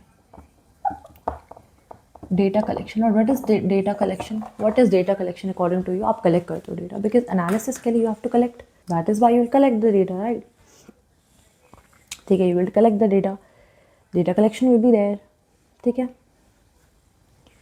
और ये कैसे होता है डेटा कलेक्शन, प्रोसीजर होता है, प्लान प्रोसीजर। इसमें आप क्वेश्चन से कलेक्ट करते हो, जो भी आपने किया रिसर्च डिज़ाइन में उसको आप क्या करते हो, कलेक्ट करते हो, ठीक है। क्वेश्चनर्स, लेट मी सी, वेट, टेस्ट से, क्वेश्चनर से, क्वेश्चनर, इंटरव्यूज, ठीक है, आपका टेस्ट, क्वेश्चनर, इंटरव्यूज और ऑब्जर्वेशन, ये भी आपकी होती है ऑब्जर्वेशन, बहुत ही ईजी है। कलेक्शन अब आते हैं हम आपका एनालिसिस पे, डेटा एनालिसिस भी होगा, ठीक है, वो कैसे होगा, स्टैटिस्टिक्स होते हैं आपका 8 में, विच इज़ एनालिसिस, ठीक है, 8, and this is all mathematical, जो मेरे को बिल्कुल नहीं पसंद, मैथ्स बिल्कुल नहीं पसंद, और मैथ्स का भी पार्ट शायद हम डिस्कस कर लें, बट एनालिसिस होता है, या आपका क्या होता है, ये आपका स्टैट्स होते हैं, बहुत ईजी, एस टी पता नहीं क्या होता है स्पेलिंग स्टैट्स के यार, STATIS, statistics, it's STA, hold on, STATIS, इससे ज़्यादा मैं नहीं कर सकती भाई, मेरे को स्पेलिंग्स नहीं आते, कभी कभी मेरे को दिमाग ख़राब हो जाता है रात को पढ़ाते वक्त, ठीक है। तो I can not figure out the spellings, but I hope it is clear to you कि इधर हम क्या करते हैं, एनालिसिस करते हैं, कैसे एनालिसिस करते हैं, स्टैटिस्टिक्स से हम एनालिसिस करते हैं, बहुत सारे इंपॉर्टेंट टूल्स होते हैं स्टैट्स में जिनसे हम एनालिसिस करते हैं डेटा को। तो क्या होता है, जो स्टैटिस्टिकल एनालिसिस होता है, डेटा एनालिसिस लास्ट स्टेप नहीं होता आपका, ये एट स्टेप है आपका, ठीक है, एट स्टेप है, 8th स्टेप है आपका, सॉरी पता नहीं क्या हो रहा है मुझे, 8th स्टेप है आपका डेटा एनालिसिस, लास्ट नहीं है, लास्ट आपके 2 और हैं जिसको हम डिस्कस करेंगे। जो हमारा 9th है वो क्या है, इंटरप्रिटेशन, क्योंकि अब आपने डेटा कलेक्ट कर लिया है तो आप इंटरप्रिटेशन भी करोगे, ये नहीं कि आप बस कलेक्ट करके रह गए, फिर तो पूरा नहीं होगा ना। रिसर्च को पूरा करना बहुत इंपॉर्टेंट है और बहुत पेशेंस भी लगती है, बट रिसर्च को पूरा करने में आपका जो 9th और 10th स्टेप्स है वो बहुत लास्ट के इंपॉर्टेंट स्टेप्स है। कलेक्शन हो गई, स्टैटिस्टिकल टूल्स को यूज़ कर लिया, इंटरप्रिटेशन आप करोगे अपने डेटा का। How will you do the interpretation, what are the things that will involve in the interpretation and conclusion. और इसी में इंटरप्रिटेशन नहीं होगी, इसमें आपका क्या होगा, नटशेल भी निकलेगा, कंक्लूजन भी निकलेगा।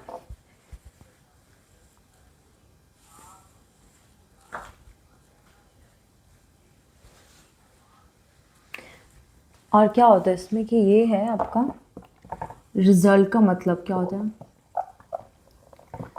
ठीक है, हाइपोथेसिस जो है हमारा, हाइपोथेसिस, ठीक है, पहला हम क्या करते हैं, रिजल्ट्स का मतलब क्या होता है, ठीक है, क्या हाइपोथेसिस जो हमने हमारा शुरू में जो टेस्टेबल प्रेडिक्शन था वो सपोर्टेड था कि नहीं, ठीक है, क्या वो सपोर्टेड था कि नहीं, इधर हम इंटरप्रिटेशन करते हैं,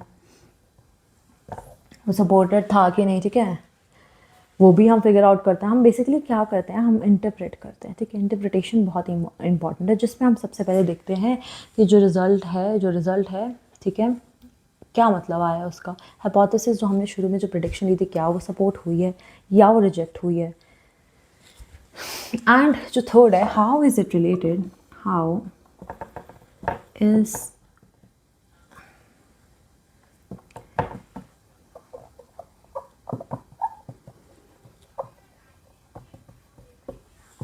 ये प्रीवियस स्टडी से कैसे रिलेटेड है, प्रीवियस लिटरेचर से कैसे रिलेटेड है, क्या उनसे सिमिलर है, क्या उनसे डिफरेंट है, अगर है तो क्या डिफरेंस है, ये सब हम देखते हैं इंटरप्रिटेशन एंड कंक्लूजन में। कंक्लूजन और इंटरप्रिटेशन में हम क्या देखते हैं कि हाँ, क्या वो पुरानी लिटरेचर और पुराने रिसर्च जो है उनसे सिमिलर है या उनसे डिफरेंट है, क्या रिजल्ट का मतलब है, क्या हाइपोथेसिस सपोर्ट हुए कि नहीं हुए, ठीक है, कौन सा स्टेप क्या एक्सप्लेन करता है, ठीक है। एंड जो हमारा 10th है that is reporting and replication. Replication हमने पढ़ा था कि क्या था replication, it was your characteristics. तो हमारा क्या होता है लास्ट 10th जो होता है, जो हमारा 10th होता है which is reporting and replication. ठीक है।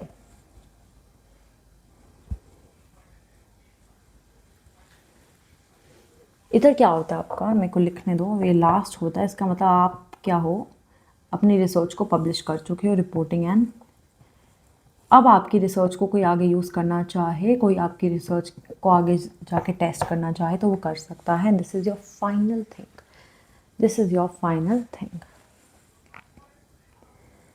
आई hope everything is clear, this is your final thing. इसमें क्या होता है, एक मैं दोबारा एक्सप्लेन कर देती हूँ। इधर आपकी finally the research is reported clearly so that the others can understand the study and replicate it if needed, if needed, if not and हो गया आपका, कंप्लीट हो गया साइंटिफिक प्रोसेस। अब हम बात करते हैं, अच्छा ये पार्ट 1 है, कल पार्ट 2 आएगा। This is a part 1 and part 2 will also be tomorrow of research. But don't worry, जितना आज कंप्लीट हो पाएगा उतना आई विल ट्राई टू। अब रिसर्चेस के ना टाइप्स भी होते हैं, रिसर्चेस के 2 टाइप्स होते हैं, quantitative and qualitative. Quantitative and qualitative, let's look at it.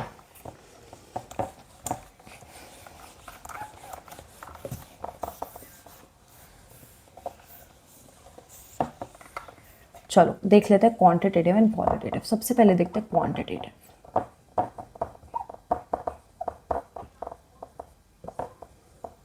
Quantitative पहले क्या होता है, quantitative, what do you mean by quantitative? Quantitative का मतलब जो होता है वो नंबर्स पे। अब जैसे क्वांटिटी आप सोचते हो माइंड में, आप क्या सोचते हो, क्वांटिटेटिव, क्वांटिटी, तो क्वांटिटी का मतलब नंबर कितना। अगर मैं बोलूँ 2 लीटर 10 किलो, क्वांटिटी तो है। तो क्वांटिटी में क्या होता है, आपका मेजरमेंट होता है और नंबर्स होते हैं। अभी 2 तरीके की रिसर्चेज होते हैं, ठीक है, scientific, non scientific, which is quantitative and research तो साइंटिफिक ही होती है, बट 2 तरीके की होती है, क्वांटिटेटिव एंड नॉन क्वांटिटेटिव। इधर क्या होता है आपका, इधर आपका वेरिएबल होता है, हाइपोथेसिस होती है और एनालिसिस आपका डाटा होता है। तो इधर क्या होता है, आपका डाटा एनालिसिस होता है, डाटा एनालिसिस होता है आपका सबसे इंपॉर्टेंट पार्ट। आपका हाइपोथेसिस इंक्लूड होता है। तो हमने भी इंडिपेंडेंट डिपेंडेंट वेरिएबल की बात की, और भी काइंड्स ऑफ वेरिएबल होता है, अभी इतना देख लो। इंडिपेंडेंट मैनिपुलेट जो होता है, और डिपेंडेंट जो अफेक्ट देखता है, और कॉज इंडिपेंडेंट, ठीक है। तो उसमें हम वेरिएबल्स की भी बात करते हैं, वेरिएबल्स की भी बात करते हैं। तो हमारा क्वांटिटेटिव हो गया, ठीक है। क्वांटिटेटिव मतलब all on numbers, test hypothesis, analyze the data, ठीक है। अब इनको अगर हम एग्जांपल देखें, टेस्ट को रिएक्शन टाइम, टेस्ट स्कोर को हम ये तो नहीं बोलेंगे बहुत ही ब्यूटीफुल टेस्ट स्कोर है, बहुत ही अच्छा अट्रैक्टिव टेस्ट स्कोर है, हम तो नंबर्स में ही बताएंगे ना। तो टेस्ट स्कोर्स,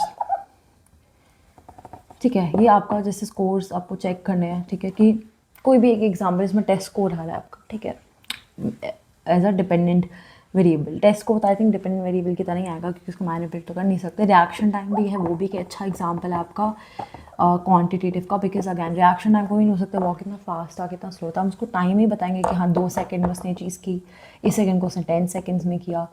तो हम तो बेसिकली नंबर में ही बताएंगे ना। तो ये किसका एग्जांपल हो गया, ये आपको अगर आ सकते हैं एमसीक्यू में कि रिएक्शन टाइम किसका एग्जांपल, एंग्जाइटी स्केल, स्कोर, सर्वे से रेटिंग, तो जहाँ पे नंबर इंक्लूड होते हैं। अब हमारे पास आता है क्वालिटेटिव। अब आता है क्वालिटेटिव में, क्वालिटेटिव और भी इंटरेस्टिंग है, क्वालिटेटिव और भी इंटरेस्टिंग है, बिकॉज ये फीलिंग्स बताता है और ये नंबर्स को इंक्लूड नहीं करता। नंबर्स इसमें डेफिनेटली इंक्लूड नहीं होते, ये ऑपोजिट है। इधर क्या होता है आपका,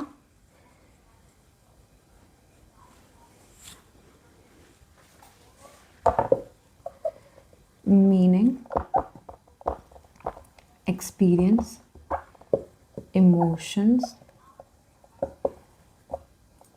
आपको इधर क्या होता है, मीनिंग होता है, एक्सपीरियंस होता है, इमोशंस होता है, क्योंकि इधर नंबर इंक्लूड नहीं होगा तो क्या इंक्लूड होगा, when number is not included here you have understanding, meanings, experiences. तो मीनिंग है आपके, इमोशंस है, एक्सपीरियंस और अंडरस्टैंडिंग है। तो आप इधर नंबर इंक्लूड कर ही नहीं सकते, क्योंकि क्वालिटी दिखता है।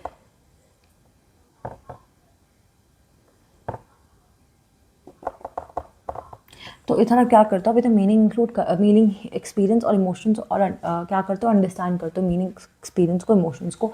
बिकॉज आप इमेजिन करो, अगर आपको कोई बोल रहा है क्वालिटेटिव में नंबर्स, तो क्वालिटेटिव का मतलब भी होता है क्वालिटी।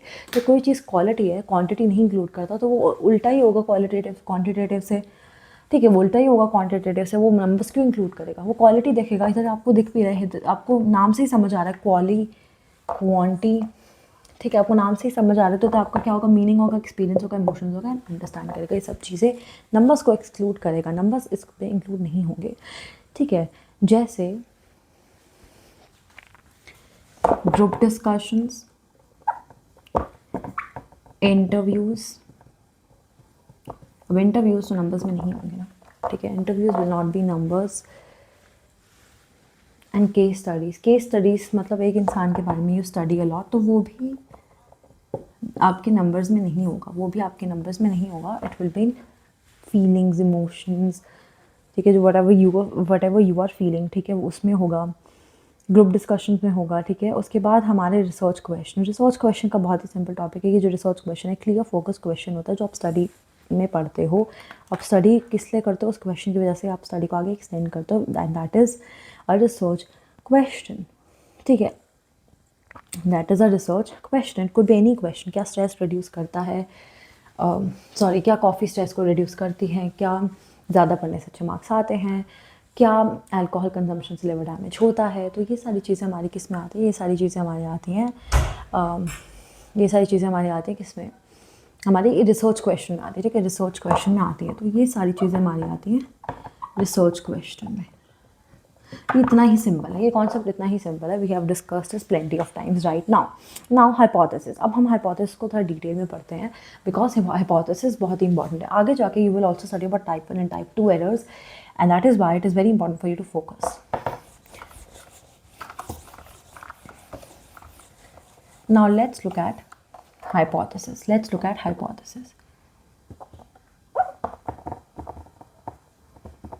शैल बी, पहले तो हम ये बोल देते हैं टेस्टेबल प्रिडिक्शन है, ये टेस्टेबल प्रिडिक्शन है।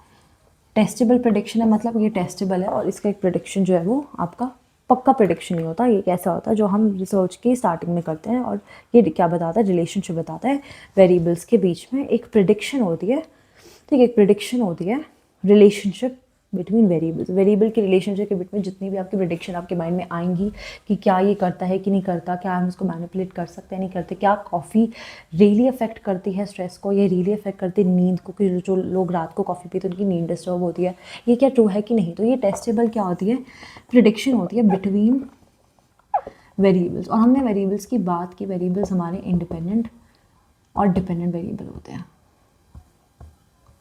हमने बात की इंडिपेंडेंट और डिपेंडेंट वेरिएबल की, ठीक है, और हमने देखा ये मैनिपुलेट होता है, ये नहीं होता है, ठीक है, कॉज अफेक्ट, ठीक है, हमने ये भी देखा। और हमने ये देखा कि प्रिडिक्शन किसके बारे में होगी, वेरिएबल्स, डिफरेंट वेरिएबल्स के जो रिलेशनशिप है उसके बारे में जो भी प्रिडिक्शन है, क्या ये कुछ करता है कि नहीं करता, वो जो माइंड में चीज़ें आएंगी वो आपकी हाइपोथेसिस होंगी। और ये कब होता है, ये आपका रिसर्च क्वेश्चन के बाद होता है। तो ये रिसर्च क्वेश्चन पहले आएगा, उसके बाद आपका क्या होगा, उसके बाद आपका हाइपोथेसिस की डेवलपमेंट होगी। हाइपोथेसिस की डेवलपमेंट कब होगी, रिसर्च क्वेश्चन के बाद। तो पहला क्वेश्चन आएगा, क्योंकि बिना क्वेश्चन के हाइपोथेसिस डेवलप हो ही नहीं सकता। So question will come to your mind for the first time, and then you will think about a hypothesis, and then you will make a statement, a prediction, ठीक है। तो पहले you will develop a research hypothesis, a research question. First you will develop a research question, and then you will develop a research hypothesis.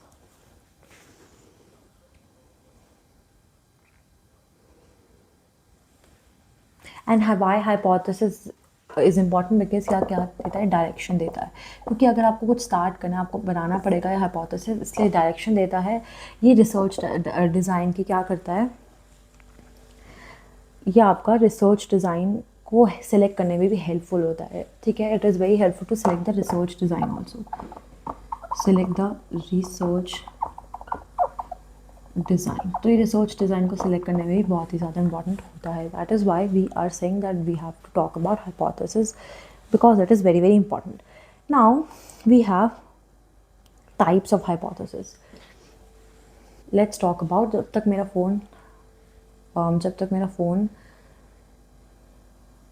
I think ये 27 है, तो जब तक मेरा फ़ोन अगर 14% पे नहीं आता तब तक वी विल स्टडी। 14% पे आ गया और मे बी अगर 13 पे आ गया तो we will not be able to study that much, we will have to end the video. इसलिए we have to be quick and we have to cover as much as possible. तो अब हम आते हैं नल हाइपोथेसिस।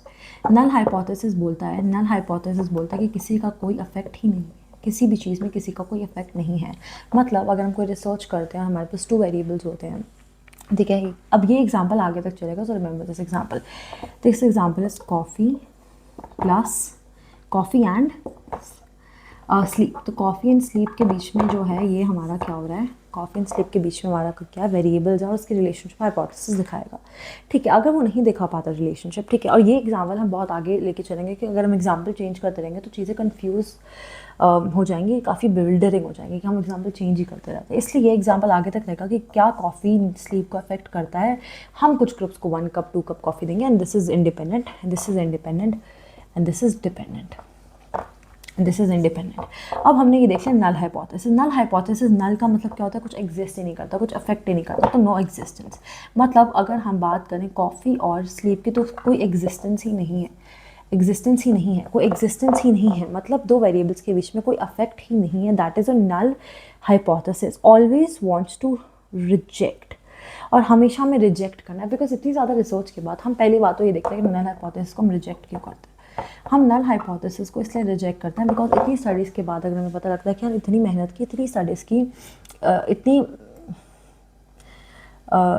इतनी ज़्यादा मेहनत की, इतनी स्टडीज़ की, और उसके बाद पता लगा कि कोई इफेक्ट ही नहीं है, इसलिए हम ट्राई करते हैं कि हम नल हाइपोथेसिस को रिजेक्ट करें।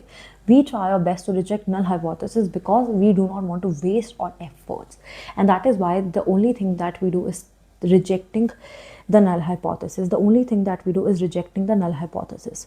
We cannot accept it. Acceptance कैसे होगा कि हमने देखा ही नहीं इफेक्ट और इट्स ओके, नहीं, हम एक एज अ रिसर्चर बहुत मेहनत करते हैं और जब हमें बाद में पता लगता है कि there is no effect, it is brutal, it is not good. So हमें क्या पता लगता है, no relationship, no difference between variables.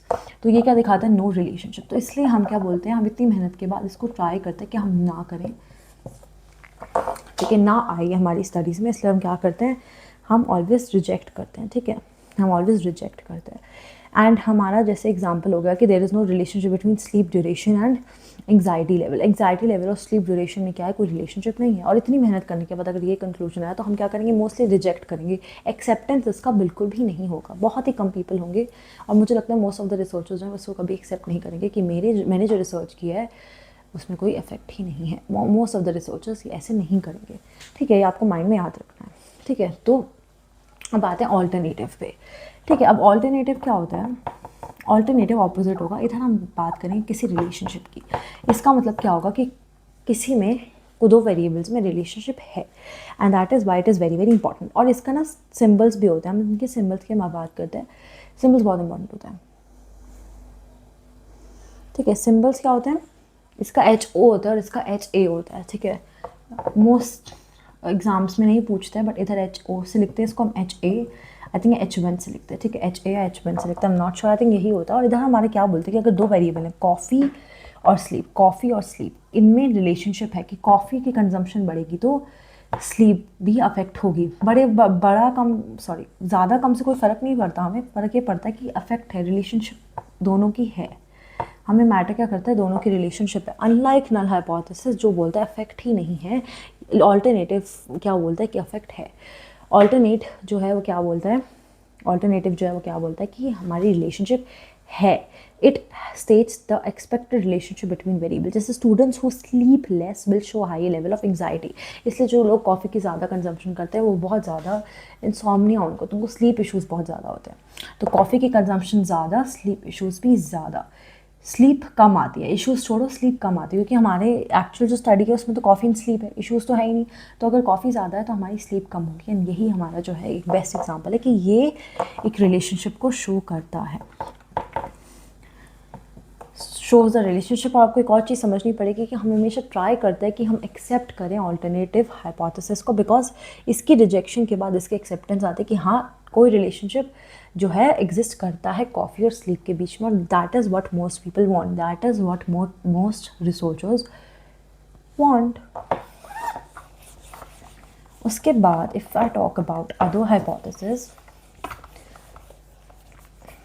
ठीक है, अदर हाइपोथेसिस, तो हमारा क्या होता है, कौन सा हाइपोथेसिस होता है एक हमारा, we have directional hypothesis. Direction hypothesis क्या बोलता है कि डायरेक्शन है, ठीक है, डायरेक्शन है, ये ऊपर नीचे भी हो सकती है कि कम ज़्यादा ज़्यादा कम, दोनों इक्वल, दोनों बढ़ रहे हैं, दोनों कम हो रहे हैं, डजेंट मैटर, बट ये क्या करता है, डायरेक्शन दिखाता है। तो डायरेक्शन हाइपोथेसिस क्या होता है, predicts the direction of the relationship, predicts the direction of the relationship, तो रिलेशनशिप की डायरेक्शन को प्रिडिक्ट करता है, ठीक है, ठीक है, predicts the direction of the relationship between variables. तो वेरिएबल्स जैसे दो हैं, कॉफ़ी और स्लीप, कॉफ़ी और स्लीप, ठीक है, C for coffee, S for sleep, don't get confuse, okay, ये एग्जांपल आगे भी चलेगा, so don't get confuse. So coffee जो है और जो स्लीप जो है, ठीक है, हमारी जो कॉफ़ी है, जो स्लीप जो है, ये क्या है, ये डायरेक्शनल है, ठीक है, तो ये रिलेशनशिप को बताता है, ठीक है, ये इनकी डायरेक्शन बताता है। रिलेशनशिप को तो ऑल्टरनेटिव ही बताता है कि हाँ भाई में क्या है, एक रिलेशनशिप है, बट जो है डायरेक्शन को प्रिडिक्ट करने के लिए, as a name says directional, it is very very important, ठीक है।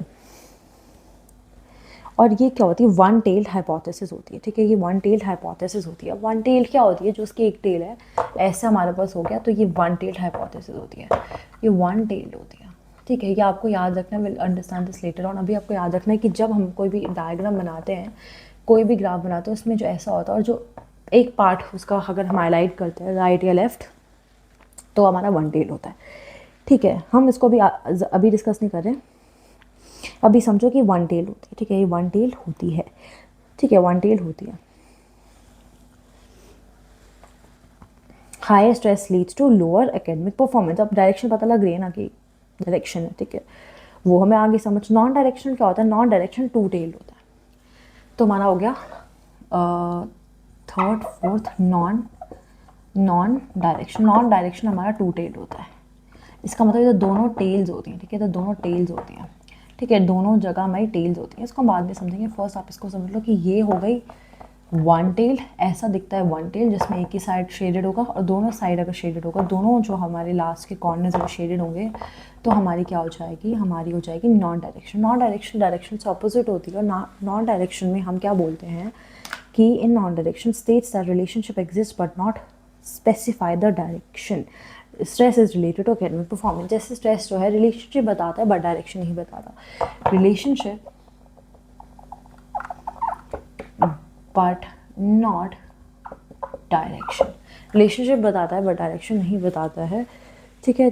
एक्सपेक्टेड रिलेशनशिप हमारी रिलेशनशिप बताता है, एग्जिस्ट है, रिलेशनशिप एग्जिस्ट करती है, बट आपको ये क्या है, डायरेक्शन नहीं बताता है, स्पेसिफाई नहीं करता है डायरेक्शन को, ठीक है, डज नॉट स्पेसिफाई डायरेक्शन, ठीक है। Stress is related to academic performance. अब ये बता तो रहा है कि स्ट्रेस एकेडमिक परफॉर्मेंस से रिलेटेड है, एग्जिस्ट करती है रिलेशनशिप, बट अनलाइक डायरेक्शन, ये आपको क्या नहीं बता रहा है, ये आपको वो नहीं बता रहा है कि ये इसकी डायरेक्शन क्या है। और ये टू टेल होता है, जब टू टेल होता है तो वो नॉन डायरेक्शन होगा, दोनों इसकी पूछे होंगे, पूछ याद रख लो, और वन टेल होगा तो आपका हो गया डायरेक्शन, ठीक है। आपको मैंने डायग्राम बना दिया, आई होप आपको क्लियरली दिख रहा है।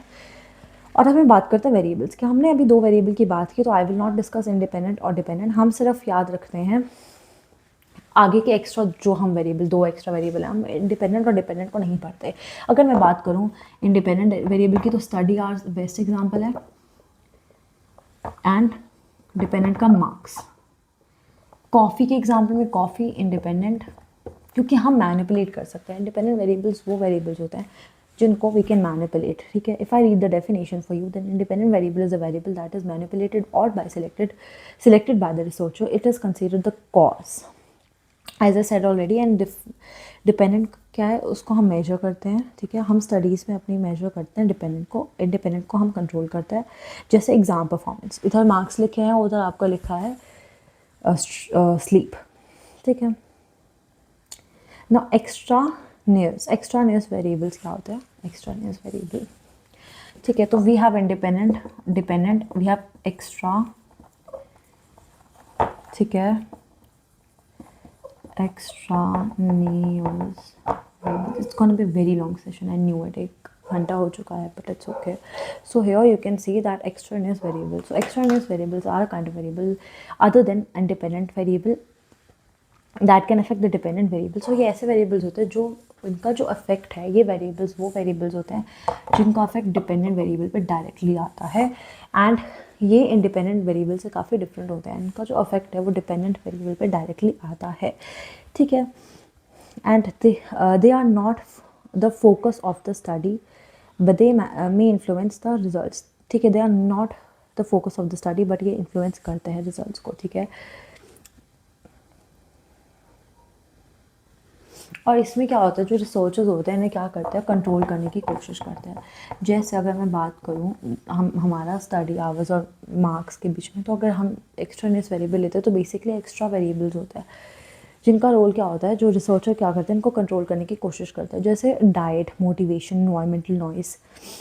ठीक है. राइट नाउ अगर कोई इसको चेक कर रहा है कि स्टडी आवर्स और मार्क्स, और बाहर का जो वेरिएबल आ रहा है जैसे बहुत ज़्यादा बैकग्राउंड नॉइस, डॉग्स बार्किंग, जो उसको नींद आ रही है, ठीक है, ये उसके अफेक्ट कर सकते हैं स्टडी को, उस रिसर्च को अफेक्ट कर सकते हैं. दैट इज़ वाई रिसर्चर जो होता है वो उन्हें क्या करता है, जैसे आवाज़ आ रही तो विंडोज़ क्लोज कर दी, गर्मी लग रही है, स्लीप लग रही है, नींद आ रही है, तो उसके लिए कुछ फिगर आउट किया. That is why this is very hard to control, but in the end researcher is trying to control these. Researcher जो है इनको कंट्रोल करने की कोशिश करता है. और ये क्या होता है, ये बेसिकली एक तरीके का कॉज ही है जो डायरेक्टली अफेक्ट करता है डिपेंडेंट वेरिएबल को, बट ये इंडिपेंडेंट वेरिएबल नहीं होता. ये कॉज है बेसिकली, एक इनडायरेक्ट कॉज है जो डिपेंडेंट वेरिएबल को अफेक्ट करता है, but it is not independent variable, क्योंकि इंडिपेंडेंट वेरिएबल भी कॉज होता है. तो एक एक्स्ट्रा कॉज होता है, एक एक्स्ट्रा चीज़ होती है जो वेरिएबल नहीं होती बट वेरिएबल बन जाती है बाय द रिसर्चर्स. ठीक है. अब बहुत people get confuse between extraneous and confounding. These two are different variables. And what is confounding?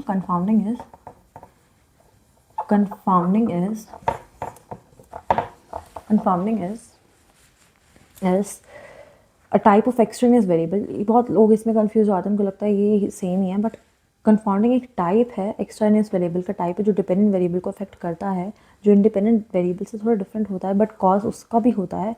It changes along with the independent variables and make it difficult to know what caused the result. तो here you have to understand कि इसमें हमारा एक्सट्रानियस variable जो होता है ये हमारा बहुत इजी होता है, क्योंकि इसको रिसर्चर कंट्रोल कर सकता है. आप स्लीप को कंट्रोल कर सकते हो, एनवायरमेंटल नॉइस को कंट्रोल कर सकते हो, अगर आपको गर्मी लग रही है आप उसको कंट्रोल कर सकते हो. And that is Y confounding variable is different from. Difference यही है कि इसको हम नहीं कर सकते यहाँ पर टू कंट्रोल. हम एक्सटर्नल वेरिएबल को कंट्रोल कर सकते हैं, हम इसको कंट्रोल नहीं कर सकते. ये एक टाइप है एक्सटर्नल वेरिएबल का, बट रिसर्चर्स को इसमें बहुत ज़्यादा प्रॉब्लम आती है, बिकॉज हम नॉइस को कर सकते हैं, सबको कर सकते हैं, बट कंफाउंडिंग वेरिएबल में हम कंट्रोल नहीं कर सकते हैं. कंफाउंडिंग वेरिएबल में वी कैन नॉट कंट्रोल. ठीक है. इसको हम कंट्रोल नहीं कर सकते हैं, fail to control.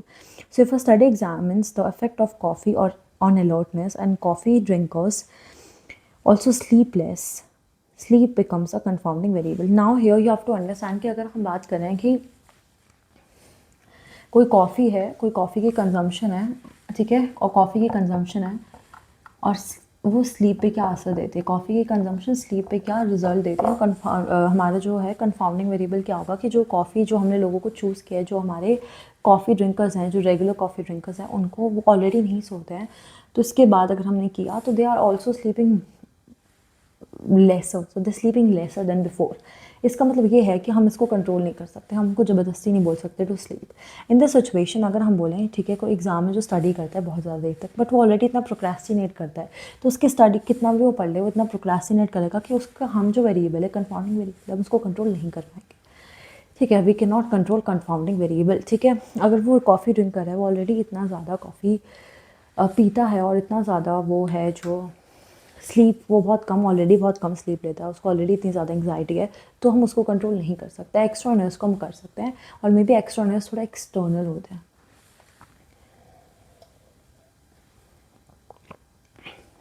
Where is confounding most of the time internal होते हैं. And that is why it is a type of external variable. ये आपको समझ आ गया, बट आपको ये कन्फ्यूज होना कि इनको हम कर सकते हैं control. We can not control confounding variables. Now we have moderating and mediating intervening. सो हमारे पास दो अलग होते हैं, दो अलग टाइप्स भी होते हैं, ठीक है. Moderating, one MCQ was there from this and I was not able to figure out because it was a part of the variable chapter, the variable topic, and that is why we have to look at it briefly. ठीक है. हमारा एक होता है mediating, एक, so one is mediating, hold on please, one is mediating and the other one is moderating. Yeah, so moderating and mediating. Moderating.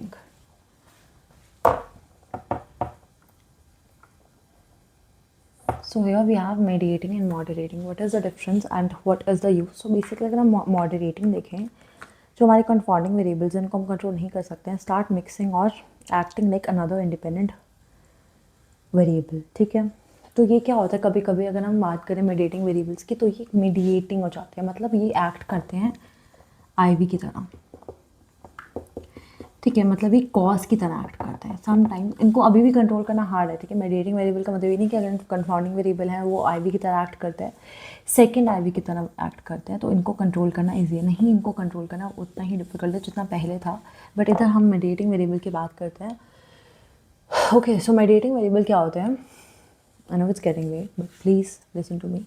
ठीक है, I know it's getting late. So हमारा क्या होता है, ये आईवी की तरह होते हैं, एक्ट करते हैं. आईवी नहीं होते, आईवी से बहुत ही डिफरेंट होते हैं, बट कभी कभी ये मिक्स हो जाते हैं आईवी के अंदर.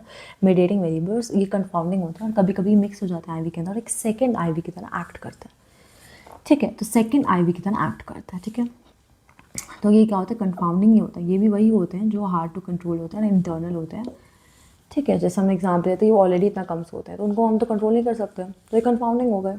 हम स्लीप को कर सकते हैं, हम एक्स्ट्रानियस को कर सकते हैं, बट हम कंफाउंडिंग को नहीं कर सकते हैं. ठीक है, ये भी एक एक्स्ट्रानियस का ही पार्ट होता है, बट ये थोड़ा सा डिफरेंट होता है. अब मेडिएटिंग तो समझ आ गया, सेकंड आईवी की तरह जो एक्ट करता है. ठीक है, जो सेकंड आईवी की तरह एक्ट करता है. जैसे एंग्जाइटी जो है, ठीक है, एंग्जाइटी जो है वो बहुत ज़्यादा स्ट्रेस देती है.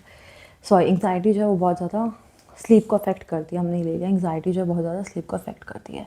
और कॉफ़ी जो है वो एंग्जाइटी को कॉज करती है. ठीक है, कॉफ़ी जो है बहुत ज़्यादा एंग्जाइटी को कॉज करती है. ज़्यादा कॉफ़ी पीने से यू गेट एंग्जाइटी. का वो बंदा जो है वो अगर कुछ ऐसा कर रहा है जो उसका वो कॉज कर रहा है, ठीक है, उसका कुछ ऐसी चीज़ें जो हमें हार्ड टू कंट्रोल है बट वो ऑलरेडी कॉज कर रहा है. मे बी वो स्मोक करता है, मे बी वो अल्कोहल पीता है, उसको एंग्जाइटी हो रही है, वो कॉफ़ी भी पीता है. तो हम क्या बोल सकते हैं, जो अल्कोहल है वो एक क्या एक्ट कर रही है, अल्कोहल कंजम्पशन उसकी क्या एक्ट कर रही है, अल्कोहल कंजम्पशन उसकी एक्ट कर रही है एक सेकेंड ईवी की तरह, एक सेकेंड इंडिपेंडेंट वेरिएबल की तरह. ठीक है, एक सेकेंड इंडिपेंडेंट वेरिएबल की तरह. अब जो हमारा मेडिएटिंग है, सॉरी अभी मैंने जो समझाया, ठीक है, दिस इज योर मॉडरेटिंग. अभी what ever I explain you is moderating. ये मॉडरेटिंग होता है. ठीक है, इसको हम मॉडरेटिंग कहते हैं. That is I was getting confuse. Mediating तो कुछ और होता है. दिस इज मॉडरेटिंग, जिसमें हमारा जो कंफाउंडिंग है वो एक्ट करता है एक सेकेंड आईवी की तरह. ठीक है, एक सेकेंड आईवी की तरह. Now we have moderating, mediating, sorry mediating. हमने अभी बात की मॉडरेटिंग की, अब हम बात करेंगे मेडिएटिंग की. And after that we mind and the session and I hope everything is clear to you. But mediating की बात करते हैं. मेडिएटिंग क्या होता है, हाउ आईवी अफेक्ट्स डीवी. ठीक है, अब इसमें हम क्या देखते हैं, मेडिएटिंग में क्या देखते हैं कि मेडिएटिंग, अब आपको समझ आ रहा होगा. आई am really sorry, I got confuse. I thought कि ये आपका नेम थोड़ा सा डिफरेंट हो गया. मैंने आपको पहले ये एक्सप्लेन कर दिया, मेरे को पहले आपको मेडिएटिंग करना था, but I am really sorry. तो मेडिएटिंग क्या, उनसे वेरिएबल्स होते हैं जो हम देखते हैं कि कैसे हमारा जो है आईवी मतलब इंडिपेंडेंट कॉज, इंडिपेंडेंट वेरिएबल क्या करता है, डिपेंडेंट वेरिएबल पे अफेक्ट डालता है. हाउ. ठीक है, that is your mediating. How IV मतलब जो कॉज करता है चीज़ों को, जो मैनिपुलेशन होती है जिसमें रिसर्चर जो है मैनिपुलेट करता है, वो अफेक्ट करता है डीवी को. ठीक है, कैसे अफेक्ट करता है. ठीक है, तो अगर मैं एक एग्जांपल लूँ इसमें आपका मेडिएटिंग वेरिएबल का, तो अगर आप बोलते हो कि कॉफ़ी जो है, नहीं, जो आपकी स्टडी जो है और एग्ज़ाम परफॉर्मेंस. ठीक है, तो you have study and you have exam performance. Now when you have study and exam performance है, यू कैन सी कि जो स्टडी है वो कैसे आपकी आईवी जो है आपका ये आपका डीवी है, ठीक है। जो आईवी आपका, वो कैसे अफेक्ट करता है डीवी को, उसका क्या अफेक्ट आता है, कॉज का क्या अफेक्ट आता है डीवी पे। तो जो स्टडी है वो कई बार ना हमें एंग्जाइटी देती है, ठीक है। कभी कभी एंग्जाइटी देती है, ठीक है।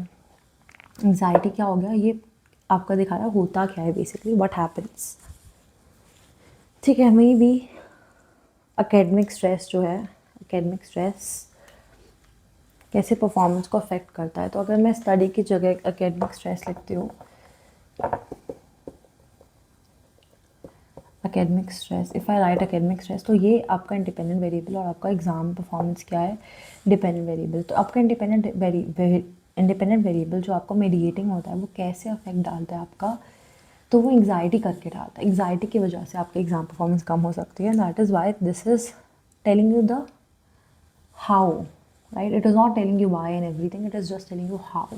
तो हाउ मतलब एंग्जाइटी करके। सो आपको एक रीज़न पता लग जाता है, आपको पता लग जाता है why it happens and how it happens in mediating, ठीक है। How I V affects D V, ठीक है। उसके बाद we have an operational definition explains how variable is measured or manipulation and study. An operational definition हमने पढ़ी थी, उसमें क्या था कि कैसे हमारा जो है एक वेरिएबल जो है वो हमारा मेजर होता है, मैनिपुलेटर होता है स्टडी में। एक वेरिएबल जो है वो कैसे मेजर हम उसको करते हैं, कैसे मैनिपुलेट करते हैं स्टडी में, ठीक है। हम मेजर करके कर सकते हैं, ठीक है। इसको हम ऑपरेशनल डेफिनेशंस बोलते हैं। I have explained you the process of sampling. Sampling refers to the process of selecting a group of participants from a larger population to conduct research study. तो हम रिसर्च स्टडी में से हम जैसे 3000, मैंने example दिया था। सैम्पलिंग वही है, वेरी इजी। सैम्पलिंग वही है कि सैम्पलिंग में हम देखते हैं कि जैसे 30,000 लोग हैं, तो 30,000 में से अगर मैं 3000 लोग ले लेती हूँ for my studies, and this is my population and this is my sample. Because sample एक छोटा सा यूनिट होता है जो हम बड़ी पॉपुलेशन से लेते हैं। तो एक small unit that we taking from a big population, which means that sample is the process of selecting a group of participants from a larger population to conduct a research study. And ये हम इसलिए करते हैं क्योंकि हम पूरे 30,000 लोगों का नहीं कर सकते हैं, it is not possible, and that's why we take 3,000 people out of 30,000 people as samples. And ये रैंडम होती है, जैसे सारे कॉलेज स्टूडेंट्स हैं वो आपके पॉपुलेशन, और 100 सिलेक्टेड रैंडम स्टूडेंट्स जो हैं आपके सैम्पल हैं। और मोस्टली आपकी रैंडम भी होती है, प्रोबेबिलिटी भी होती है, नॉन प्रोबेबिलिटी भी होती है। Will not discuss it right now, will discuss it later on. And that is your research. Your research is done here, everything is done till here. Okay, hold on. So my phone is also on 16% now. I will discuss maybe one more topic and then I will say goodbye and I'll sleep. It's already 1:46, it's quite late. Hold on, just give me a minute.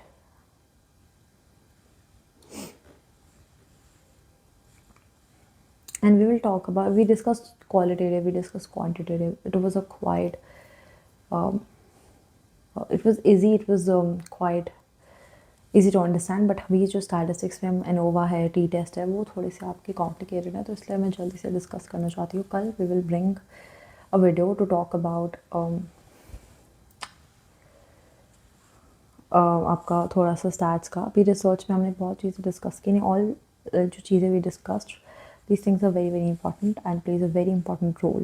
Okay, I want you to attempt MCQs after watching this video, even if it is late. I do not care, I want you to attempt MCQs and check your knowledge. Now it is about to end, it is about to end. I think we will discuss something and we will end it. We will come to statistics tomorrow. We talked about quantitative, qualitative. We will talk about statistics tomorrow. We will talk about types of data. Okay, we will talk about types of data. We talked about types of variable. We discussed about confounding extraneous variable. We discussed about a lot of examples. If you want more examples, let me know. ठीक है, एक और चीज़ याद रख लो कि जो control variables होते हैं, कंट्रोल वेरिएबल्स क्या होते हैं? एक्स्ट्रावेनियस वेरिएबल होते हैं, एक्सट्रानियस वेरिएबल होते हैं। Any variable other than independent variable that may influence the dependent variable that affect the outcome of a study but not the variable being studied. तो आउटकम अफेक्ट करता है स्टडी का, बट वेरिएबल्स को affect नहीं करता, which is your control variable. ये outside influence को affect करता है, ये आउटसाइड इन्फ्लुएंस होता है जो रिसर्चर करता है कंट्रोल करने की कोशिश। बस बेसिकली इतना समझो, एक एक्स्ट्रा पार्ट हमने पढ़ लिया कंट्रोल वेरिएबल। कंट्रोल वेरिएबल का मतलब क्या होता है, जो रिसर्चर है वो कंट्रोल करना चाहता है और वो कर भी देता है, और ये आपके आउटसाइड इन्फ्लुएंसेस होते हैं, या आपके क्या होते हैं, कंट्रोल वेरिएबल क्या होता है, कंट्रोल वेरिएबल क्या होता है, ये आपके आउटसाइड इन्फ्लुएंसेस होते हैं। ये मैटर नहीं करता, ठीक है, आपका मैटर नहीं करता, कि आपको वेरिएबल्स को अफेक्ट नहीं करता है, आपकी स्टडी को अफेक्ट करता है। तो कोई प्रॉब्लम नहीं है, आपको याद रखना है कंट्रोल वेरिएबल इन्हें बोलते हैं, ये आपके आउटसाइड इन्फ्लुएंसेस होते हैं, आपकी स्टडी को अफेक्ट करता है, आपकी वेरिएबल्स के रिलेशनशिप को अफेक्ट नहीं करता है।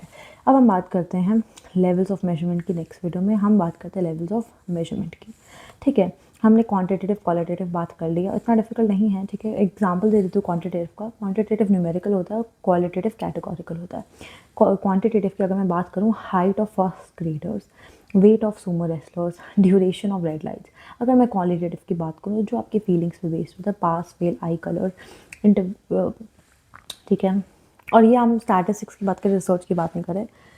तो जैसे ये तो आई कलर तो स्टैटिस्टिक्स का पार्ट है, रिसर्च में आपका हो गया कुछ भी आपका हो गया, ठीक है, केस स्टडी हो गया, ठीक है, जिसमें आप अपने इमोशंस लेके आ रहे हो।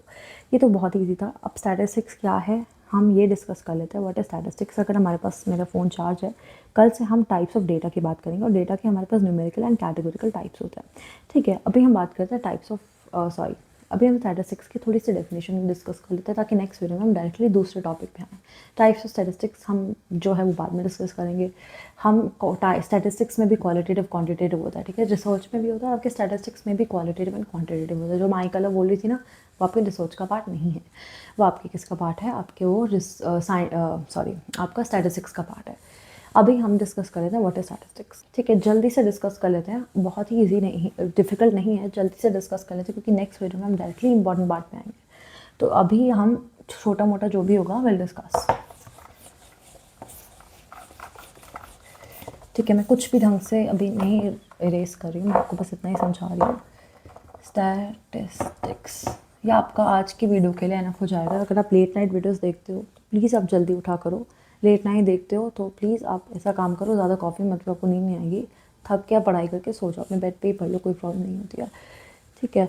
अभी हम बात करते हैं स्टैटिस्टिक्स। स्टैटिस्टिक्स क्या होता है, एक ब्रांच ऑफ मैथमेटिक्स होता है, क्योंकि ऑफ कोर्स हम स्टैटिस्टिक्स की बात करते हैं तो मैथ्स इंक्लूड डेफिनेटली होता है, ठीक है। ये स्टैटिस्टिक्स जो है मैथ इंक्लूड डेफिनेटली करता है, जो डील करता है कलेक्शन, ऑर्गेनाइजेशन, एनालिसिस, इंटरप्रिटेशन और प्रेजेंटेशन ऑफ डेटा। किसको करता है, ऑर्गेनाइजेशन, आपका इंटरप्रिटेशन, एनालिसिस सब कुछ करता है, बट मैथमेटिकल फॉर्म में सब कुछ करता है। और ये आपके रिसर्च को भी एनालाइज करता है, जो भी रिसर्च में इंटरप्रिटेशन होती है उसको भी एनालाइज करता है, बट ये मैथमेटिकल सिस्टम से करता है, ठीक है। बट ये मैथमेटिकल सिस्टम से किसी चीज़ को एनालाइज करता है, ठीक है। ये क्या होता है, ये होता है branch of mathematics that deals with collection, organisation, analysis, interpretation and presentation of data. अब किसी डेटा को हम रॉ फॉर्म में प्रेजेंट नहीं कर सकते हैं, स्टैटिस्टिक्स के थ्रू हम किसी डेटा को ऑर्गेनाइज करके ढंग से प्रेजेंट कर सकते हैं। अगर मुझे तुम्हें कोई डेटा प्रेजेंट करना है तो मैं आपको स्टैटिस्टिक्स के थ्रू प्रेजेंट करूँगी, बिकॉज ये प्रेजेंटेशन के लिए भी बहुत इंपॉर्टेंट होता है। ये आपका प्रेजेंटेशन के लिए भी बहुत इंपॉर्टेंट होता है। इसलिए अगर मैं कोई भी डेटा को ऑर्गेनाइज करूँगी, किसी भी डेटा को एनालाइज करूँगी, मैं स्टैटिस्टिक्स के थ्रू करूँगी, क्योंकि स्टैटिस्टिक्स मुझे मैथमेटिकल प्रेजेंटेशन दे देगा। बिना मैथमेटिकल प्रेजेंटेशन के मैं क्या बताऊँगी, कॉफ़ी स्लीप का क्या रिलेशन बताऊँगी, मैं एनालिसिस में जो बताऊँगी वो मैं स्टैटिस्टिक्स से करूँगी। दैट इज़ वाई ये इंपॉर्टेंट होता है। रिसर्च के बाद यही एक ऐसा प्रोसेस है जो आता है। हमने रिसर्च में भी डिस्कस कर लिया है लास्ट के स्टेप में, जो डेटा एनालिसिस है, लास्ट के स्टेप में हमने डिस्कस किया कि डेटा एनालिसिस में statistics plays a vital role, ठीक है। नेक्स्ट में हम डिस्कस करेंगे इसके यूजेस, वो होंगे 5 मिनट्स के। उसके बाद हम डिस्कस करेंगे टाइप्स ऑफ डेटा। रिसर्च में क्वालिटेटिव एंड क्वांटिटेटिव अलग अलग होता है, ठीक है, रिसर्च में अलग अलग होता है और स्टैटिस्टिक्स में अलग अलग होता है। तो ये मत सोचना कि क्वालिटेटिव क्वांटिटेटिव रिसर्च का सेम और स्टैट्स का भी सेम है, दोनों का डिफरेंट है। रिसर्च और स्टैट्स बहुत ही डिफरेंट होते हैं। रिसर्च करती है जिसमें मैथमेटिकल कुछ भी कैलकुलेशन नहीं होते, मैथ्स इंक्लूड नहीं होता, ठीक है। अब टाइप्स ऑफ डेटा अगर हम पढ़ेंगे तो हमारे पास न्यूमेरिकल एंड कैटेगोरिकल होते हैं। न्यूमेरिकल में डिस्क्रीट और कॉन्टिन्यूस होता है, और कैटेगोरिकल में नॉमिनल एंड ऑर्डिनल। तो दोनों में आपके न्यूमेरिकल और कैटेगोरियल में भी दो अलग अलग टाइप्स होते हैं जो हम डिस्कस करेंगे. Thank you for watching this video. I know it was a lengthy video but it was worth it because I think अभी जो भी पढ़ा हमने अगर वो भी आ जाए समझ और उसमें से 1 मार्क से 2 मार्क्स आ जाए आपको बहुत अच्छे ग्रेड्स मिलेंगे. तो आपको अगर अच्छा कॉलेज चाहिए तो आपको लेट नाइट स्टडी करनी पड़ेगी. And thank you for watching यार. I love you and take care of yourself. And tomorrow be ready around 10-11 be ready for start. And कल मॉक टेस्ट भी देना है. जिन्होंने मॉक टेस्ट देना शुरू नहीं किया है इट्स ओके, बहुत टाइम है. अब रोज़ 2 मॉक टेस्ट हो. 75 मार्क्स के होते हैं. 2-3 घंटे दो खुद को, 2-3 आवर्स दो खुद को और उसमें आप मॉक टेस्ट सॉल्व करना शुरू करो. Because now time is less and you have been studying theories. Now you should start studying the mock test. Mock test में जो मिस्टेक्स हैं उसको फाइंड आउट करना शुरू करो. तो अगर आपने नहीं शुरू किया मॉक टेस्ट देना तो please start giving mock test. And इसको एक बार इसका मॉक टेस्ट बोल दो जेमिनाई को. जेमिनाई बहुत अच्छा है, वो आपको माइनस नेगेटिव मार्किंग करके आपको एक छोटा सा टेस्ट बना देगा. आपको उसी में समझ आ जाएगा. ठीक है. आई ऑल्सो ब्रिंग MCQ की जो सीरीज़ होगी जिसमें मैं स्पेसिफिकली स्टैट्स के बारे में बात करूँगी. अभी I am so happy that you watch this video till the end. If you have not, I want you to watch this video and tell me your doubts. And thank you for watching.